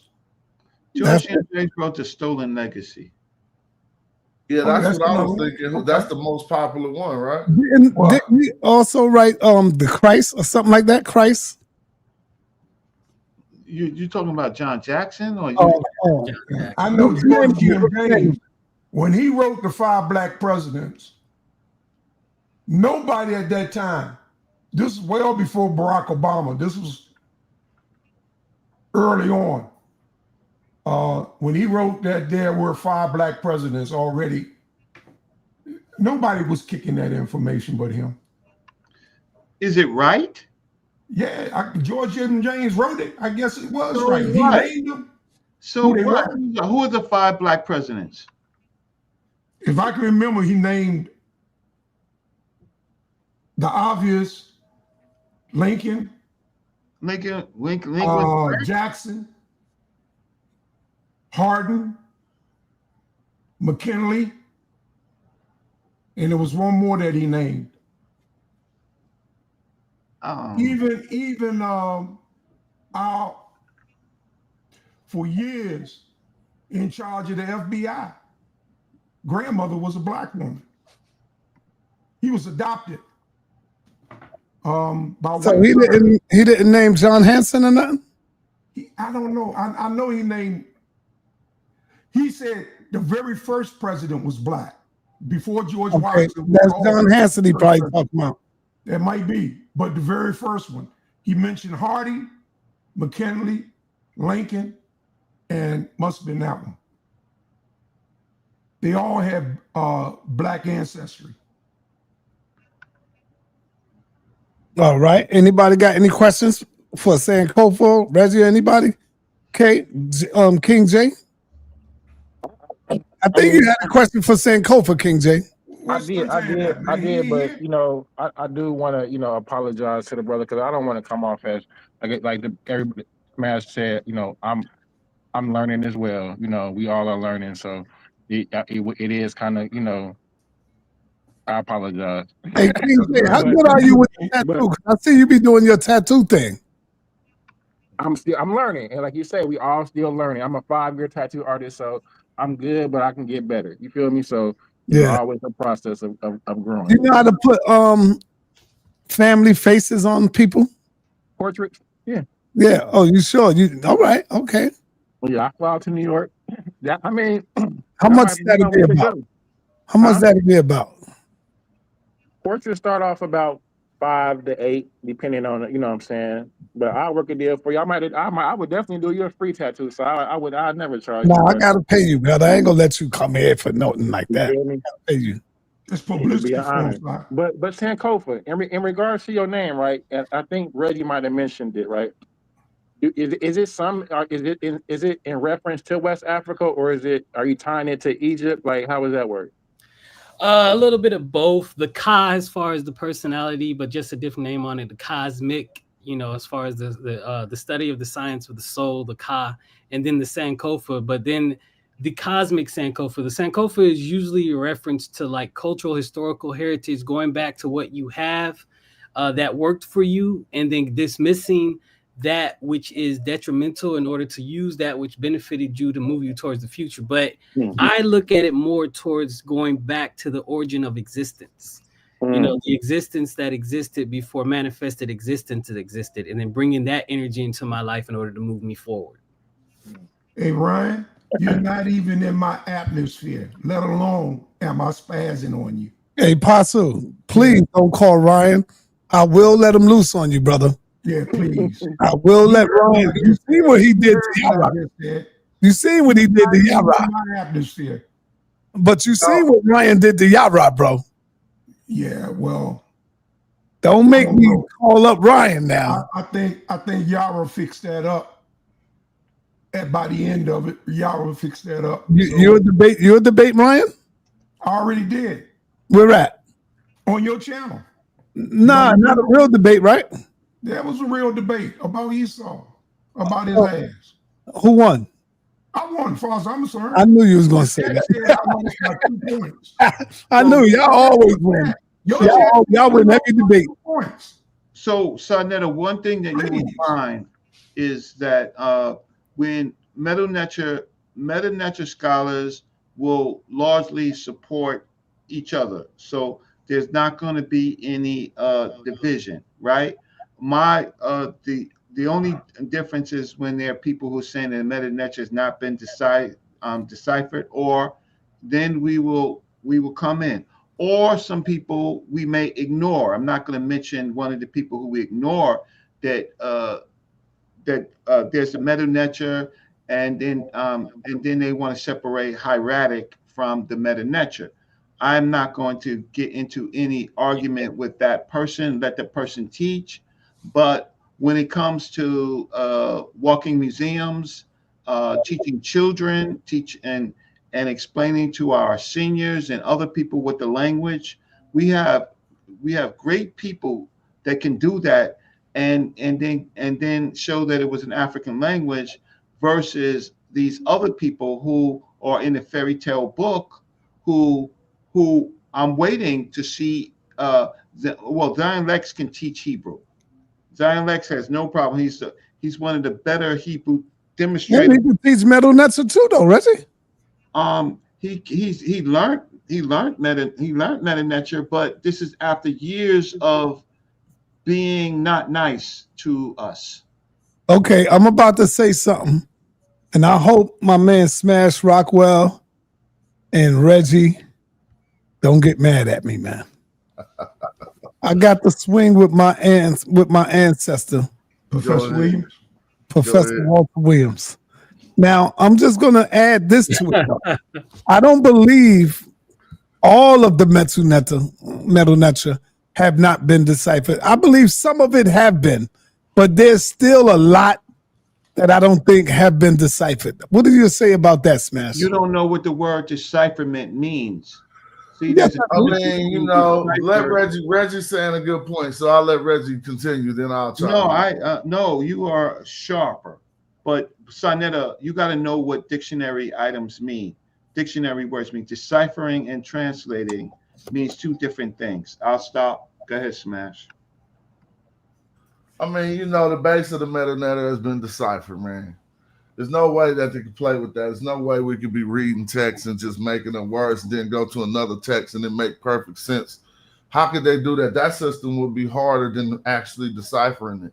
Putting together a fake system with thousands of texts to where the words all match up when we go read these different stories would be harder than just sitting there figuring it out. And so I have to fairy tale. to what the elder says, though. Everything ain't figured out. We know every single inkling of it ain't all worked out. It's like that with a lot of sciences. Smash. Me, you, Reggie, Apostle, everybody up here. Our grandmothers was writing something, and they the only one that know about it is them. They was writing something and they was understanding it. They the only ones, but they are no longer here. How can we now come along thousands of years later and say we know what they was talking about? Fortunately, they left us a few tools because when people encroached upon their land, they would write the same stories in multiple languages. So the Rosetta Stone was a trilingual inscription, bro. 3 languages on it. They shot the Rosetta Stone down. Real quick, it got the same story, the same decree in 3 different languages. So it allows somebody who's doing that investigative work to say, okay, well, if we know it say the same thing, we could do that today. You could take a scribble-scrabble language, put English and then Spanish, and we could figure out what the words in the arbitrary language mean because we have the other 2 languages that show that these words are repeating in those languages. So that was a tool that they could use to figure out the glyphs. What was you saying but about? There's people that say that the Rosetta Stone is fake, man. It's fakery. I mean, it's people that say a lot of stuff fake. I mean, off the Rosetta Stone. They a said lot it was created in the garage. There's a lot of I can't say you're wrong. There's people that say a lot of things. You know what I'm saying? Well, no. Here's the thing: is when a person makes a claim like that and say other people say it was fake, that's what other people say. I hate when people come on and don't show where it's fake. Now, I've had, sa.neter has in his archives, I've had 2 or 3 conversations with Walter Williams when other people would not talk to him, right? Other people with meta-neter would not talk to him. I had 3 conversations with the elder. He loved to talk to me because he was trying to get me, right? And I respect it, and we are friends. We were friends, right? We were friendly to each other, right? Because he likes a good fight. He's a good debater. However, Walter Williams never showed anything that wasn't deciphered. He made a claim. He never showed us anything that says you can't decipher this. Now, there is cryptic meta-nature. I agree there is cryptic meta-nature, but he never showed that. If he would have showed that, then that would have been fine, but we would show all the things that weren't cryptic. And then to all the people who act like they love Walter Williams, well, I actually talked to him.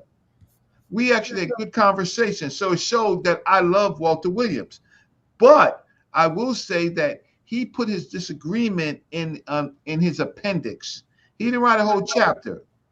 He simply put it in his appendix that the meta-nature wasn't deciphered, and then he gave an example that showed it was deciphered. We could go back to that, but why would someone bring up to Walter Williams to me when in my time and his time we actually talked about the disagreement? Hey, yo, Sa, can I jump in and share my screen on this part? I got so I want to show. Well, this is the show, brother. Of course. I want to show my conversation with Dr. Beatty related to this question, right? And then I was looking for. I couldn't really get the exact all of what he was saying just because of time, but let me. I need about 2 minutes. Hold up. So that was going to be my next question to you, Sankofa, about your because you alluded to it in your presentation as far as the new kingdom meta-nature not really being. Well, look, is it sharing or what's up? Not sure. Hold up. Let me do it again. So is it the new kingdom meta-nature that's used on the Rosetta Stone? It's not Old Kingdom, I don't think, right? Or Middle Kingdom. It's demotic. It's demotic. So by your statement, that would mean that you're under the impression that the meta-nature has not been has been deciphered if it's based off of the demonic translation, correct? I mean, yeah, So, brother y'all Jay, are right, but y'all messing up. Hold up, wait. I did a whole lesson That's on. What you said. You said what you said. I did a whole lesson on how to read them. I can't say, oh, it's not been deciphered, but here's how you read them. That's like saying my name is an Egyptian name, but not. I think it's been deciphered. Are you talking about a picture with 2 people on the picture? Man, how come my screen is not sharing? That's crazy. But you said the decipherment is based off the demonic, right? Khazmik, Sankofa. No, that's what they messing up. Okay. I guess I got to do Demotic is on there, but the hieroglyphic is on there too. But you're right, Sankofa. Yeah. You know, it was written in Hellenistic times. Right. So this is man, I was listening to one of the people that blew up really fast, and he was saying that the hieroglyphs had never been translated. So I brought that to Dr. Beatty to see what he said about it. Now the volume is not that great. So can you hear it?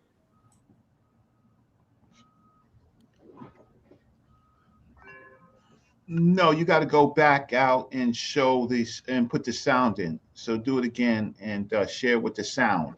So when you were sharing it, you shared it without the sound. All right, hold up. Let me. And I thought the Demotic was brought in after the 25th dynasty with the Africans from the south. So I don't think it's just it was created in the Greek times, but we could talk about that. Am I wrong? I thought the demonic came from the late Haradic Alexandria. Demotic script was made by the Nubians. Who won about it? I didn't know that. You disagree, or you say? Well, I don't know if we're not. The debate, the conversation was not like who did it, but when. So I think it's around 600 or 700 BC. Well, this is what's gonna happen. They're gonna say, if you look, we look it up right now, they're gonna say it happened 10 years after the Nubians got out of power. So they're gonna say like 650. Right. They're gonna say Demotic come in at about 650 and Nubians fell off about 660. Somebody could look that up and then we could confirm right now. When the Demotic scripts start, they're gonna say about 660. But when we go into the text, what we find is that there's Demotic text that's older than what Wiki say, and it go back into the Nubian period. Correct. And we start to now we know the Nubians was champions with that script. You feel me? I mean, they even took it after. That was the last stage of Metal Nature we could find in the Demotic script. But it say 650 smash, but it say Saite period. Saite. So that's what I'm saying. So they took it 10 years. Go now ask Wiki, when did the Nubian period, when did the 25th dynasty end? They're gonna say 660. Yeah. So they want you to be like 10 years after that, they came with it. Nah, take that 10 years off. The Nubians came with that. I found texts that go back into the time period. Don't mess with Smash Rockwell. Y'all say he don't know history. He don't do history. He does Metal Nature history very well, right? And that goes into real attestations. So, and then if you look at the Meroitic script and stuff like that, right? There's correlations between the way that the Nubians were writing, the Sudanese and Nubians, and the how can I say, and what was happening in Egypt. But we can have those conversations on any show, right? That ought to be dope. What they say, King J? Thank you, bro. It says it actually is concurrent. It runs until 656 BC. So it's and now what they say the Nubian time period was. You're saying it's an adaptation that the Nubians brought. I put that forward. But scholarship doesn't. I mean, of course, they don't want the African. That's why. That's actually the reason that one of the reasons that Tony Browder, or one of the contributions that Brother Browder brought to the community, was his excavation of the 25th dynasty tomb. You know, and the impact, or not the impact, but the relics that they left and what they did, and then the way in which they honored the Egyptian culture. So yeah, that 25th dynasty, the Kushite kingdom, everything that kind of, I mean, that makes sense. They come in and then a new script comes in because they adjusted it or adapted it to their style. Well, I don't got direct evidence, but I just that the time periods coming too quick, and I found texts that go back a little bit into their time period. But we know how they handled the glyphs when dealing with the Romans later. You feel me? The whole Meroitic script being based on the system of hieroglyphs. Since essentially the conversation, essentially Dr. Beatty said New Kingdom hieroglyphs have definitely, I said this in my presentation earlier, New Kingdom, there we go. Is more pronounced. And that's the dynamic of what we call Ptolemaic hieroglyphs. And Ptolemaic hieroglyphs have to be essentially learned on their own. Because primarily in Middle Egyptian, what we call alternatives are primarily glyphs at the end of words that are used for their semantic intent. But what Ptolemaic hieroglyphs brings is that they bring a sense that each individual hieroglyph can be used in different ways. It can be used for a continent, or it can be used for a principle. You know, it operates. Ptolemaic hieroglyphs has to be learned and understood on its own, because there are other principles operating that are more complex, and then they have a proliferation of more glyphs. So I believe basically that if you want to, it's a long joint. I don't want to take up all the time, but he said there's a proliferation of new glyphs. And what he meant by that, later on in the conversation, he's going to go into the development of new glyphs in order to represent, I said this earlier in my presentation, in order to represent the sounds that foreigners were bringing into the land. And so when it comes to the decipherment of late Egyptian, there's 100% portions of late Egyptian that is not translated. But Middle Egyptian, the classical Egyptian, that's set and done. But I just heard, that's correct what you said. But earlier I heard somebody say something about the New Kingdom, and late Egyptian is going to be after, you know, way after that. But yeah, you that's facts. It's so much. If you look in the late Egyptian, bro, it ain't even really worth looking into for me. I'm like, man, this is like looking in the Greek hieroglyphs. Well, see, the interesting thing about it, late Egyptian is because they had control over the priest, they was choking them out, right, to make themselves relevant to Greeks. And so when you go into the Dendor temple, right, well, you will see the one of the proper kind of coronations of a king, where they're making the Greek king the Greek person a pharaoh, right? So you will see things there that would be more secret, right? In ancient Egypt, as far as the coronation process, you would see it in late Egyptian, and but listen, and then look, Smash has done really great work on the Meripata Stela, right? Which deals with which what people were trying to say meant Israel, and Smash has done really great work on that. That it may not say Israel at all. It may say Syria, and it couldn't be Israel at all because there's no L. So if there's no L in Israel, we're talking about something totally different, right? And so Smash has done some great work. You can go on his channel on that. That's original scholarship, right? The field is wide. All we want people to do is see the earliest African writing, right? And what they said.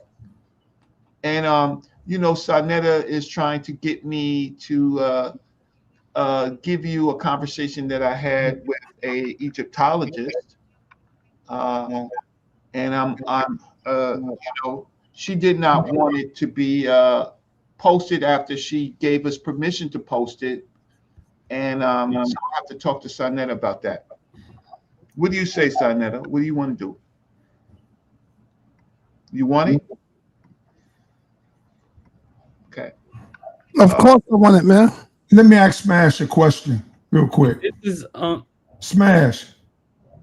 During the periods that Nubia or Kush or the Hekakasu were in control in Egypt, do you classify those periods as Kemet control, or do you foreign control Kemet? Because you said Nubia, Kush, and Hekakasu when they were in control. So I look at those periods as different, but when you talk about Nubia, I think that term is kind of like a weaponized misnomer term that they use. It was really just a region of gold. But the people south more of that region, they were a real polity called Kush. And I see them, there's a lot of evidence to make me believe that they were like the fundamentalists of Egyptian culture and tradition.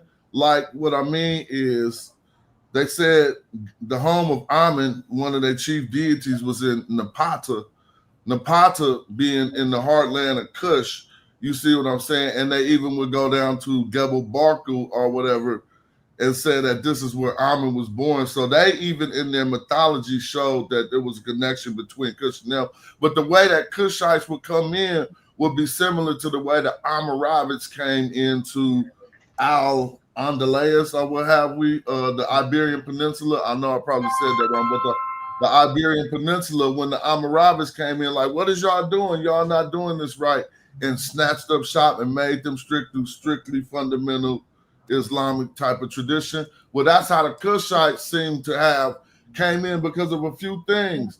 They said the Kushites, some of the best recorded text they found was Kushite text. And then that, well, I should say best well preserved, but they also would go in and they were like some of the first Egyptologists. They would go in and start retranslating old text. So the Shabaka stone, you heard of the Shabaka stone? Yeah, that Shabaka stone, if you read it, it actually say it was retranslated from a worm-riddled text that they found back in the day. And so the Kushites, I wouldn't see them like that.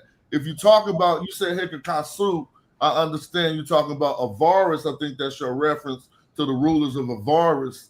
And that wouldn't have been considered Kemet. We got a document right? So this is a new understanding of what Kemet actually means. Throughout the time periods, the name would change, and eventually it became the whole of the kingdom. But during the on Kamos's stela, he says they have the land of the Asiatic, and we have Kemet. But guess where they was at? They was in Avaris and ruling all of Tamehu, which would be Lower Egypt. So if he said they have the land of the Asiatics and we have Kemet, and he down there by Thebes, then to him, Kemet was not all of Egypt. And so that question would you got to address it with the different time periods. So. Okay. And the Hikakasu, they had control for like 300 years, right? Yeah, Hikakasu did have control for a long time, but if you think about it, Hikakasu is really only the rulers, or the Hikakasu is really only the rulers, and the people they rule was called Aamu. So it's 6 Hikakasu that they talk about, but we find one more in our research. The first Hikakasu was actually a Nubian from the land of Mijat. The first time they used that term Hikakasu, which means Hakasu, ruler of foreign lands. The first time it was used for a person from Nubia, what we call Nubia, the land of Mijat. So let us know it's the rulers and not the actual people. So the Hyksos are not just the Hikakasu. That represents different communities. That's a misnomer, though. That came from Josephus. He said shepherd kings. He was like mistranslating Manito and said shepherd kings. And that's where they got Hikakasu. I mean, that's where they got Hyksos from. Right. So think about it. The Hike and Hyksos come from Hika, and the Sos come from what they trying to say Kasu. Hikakasu, they just say Sos. So Kasu really meant just foreign land. And the Hike part really just meant ruler. It wasn't about a people. It was about the people who ruled them people. Their leaders. That's like calling some people the presidents. We ain't going to call a nation of people the presidents. That's only the person who lead them. So if they say, okay, the presidents was wild, we know the presidents was. The people who led the nation was wild. But I don't want to filibuster. I just, you feel no, that's good. I was just trying to get understanding. Well, what I would like to add, people what Smash said eloquently, Hekakasu is not a particular one group of people. It's a confederation of different groups that were tired of the particular rule, right? And they took it over for a time period. But the real important part of it is that they did not worship El, nor did they worship Yahweh. Some of them worship. No, so there was no El and Yahweh worship in Egypt. So there could be no Exodus based on El or Yahweh. None. Because the people there did not worship El or Yahweh. I agree. Well, Reggie, you don't worship El or Yahweh either. Well, hold on, Reggie. I found something in the text. Oh, go ahead, King Jay. You got to be careful about the Elephantine Jews. There was some Yah worship down there. They're too late. They're too late. That's how they get down there. But through the Persians, sir.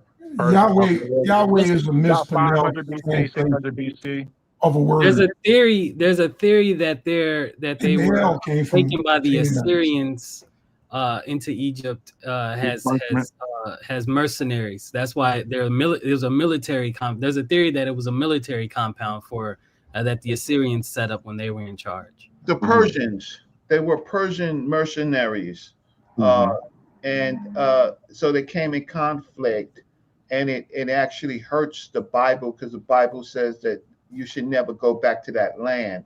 And they did go through it when the Persians freed them with Babylon. What happened was Babylon took the southern kingdom. The Assyrians took the northern kingdom. We never heard about those groups of people that they took. They took the Judah, Yahud people into Babylon, right? And then the Persians defeated Babylon, and then the Persians they also had control over parts of Egypt, and they sent mercenaries. They're ordered in a military group, but that's much later. My major point was that El and Yahweh, there's no evidence that those people, I mean those gods or deities were worshipped in Egypt, and so anybody that left was not worshiping El or Yahweh, and that is the history. The fact is, El is worshipped by the Canaanites. Nobody said the Canaanites were in Egypt. Yahweh is a mispronunciation. There's no such thing of a God of the Hebrews called Yahweh. There's no E in Hebrew, so you cannot get that. It's Yahweh. You're playing word.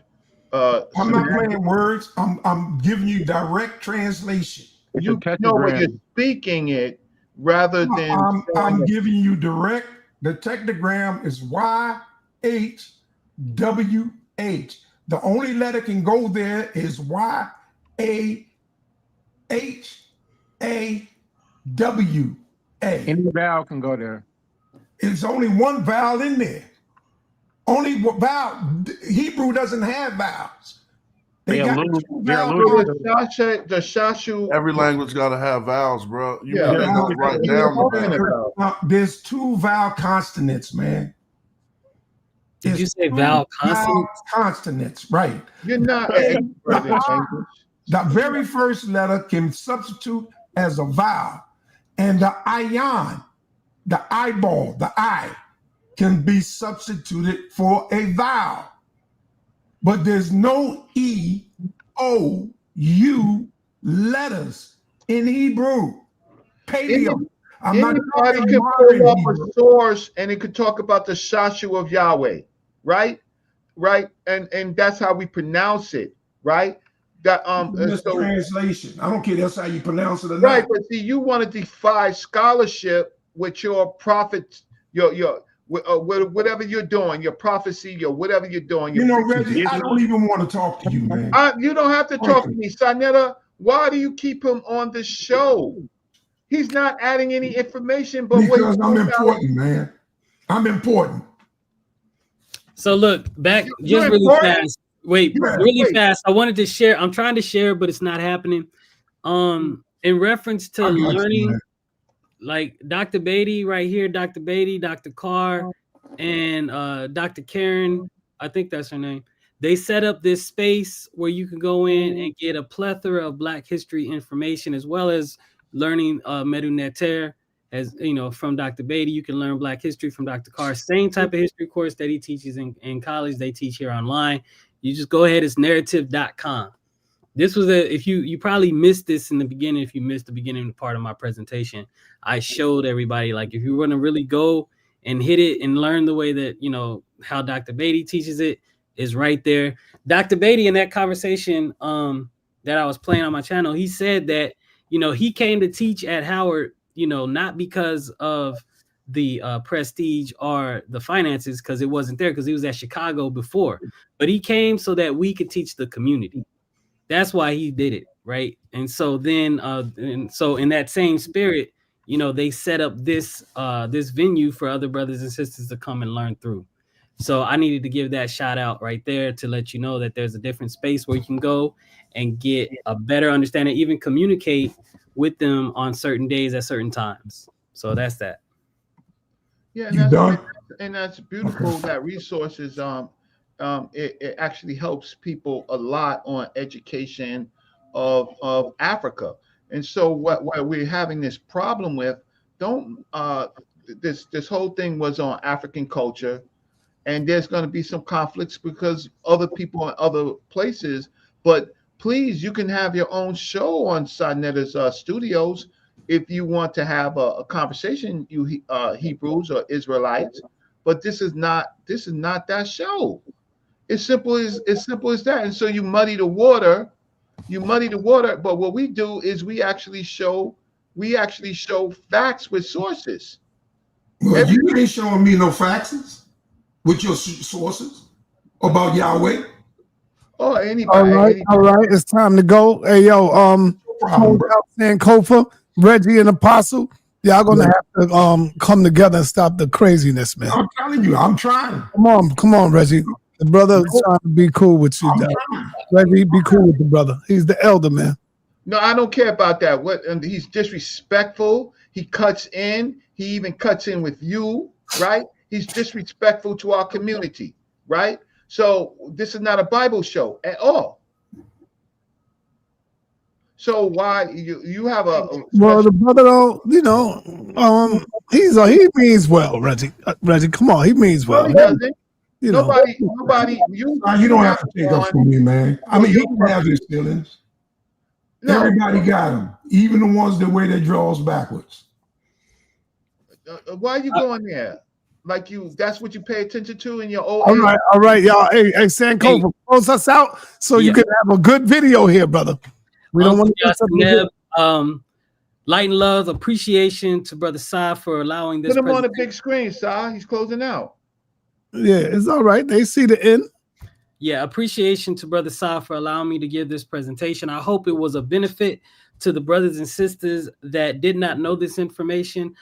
Thank you for Dr. Reggie. Thank you, Brother Smash. Thank you, Brother Apostle. Thank you for all of the other brothers that came up to converse. Appreciated the conversation. And I hope that all brothers and sisters that are watching the channel learn, grow, evolve, adapt their consciousness to higher truths, deal with cognitive dissonance in order to align their mind, in order to align their life with the higher truth. Ashe.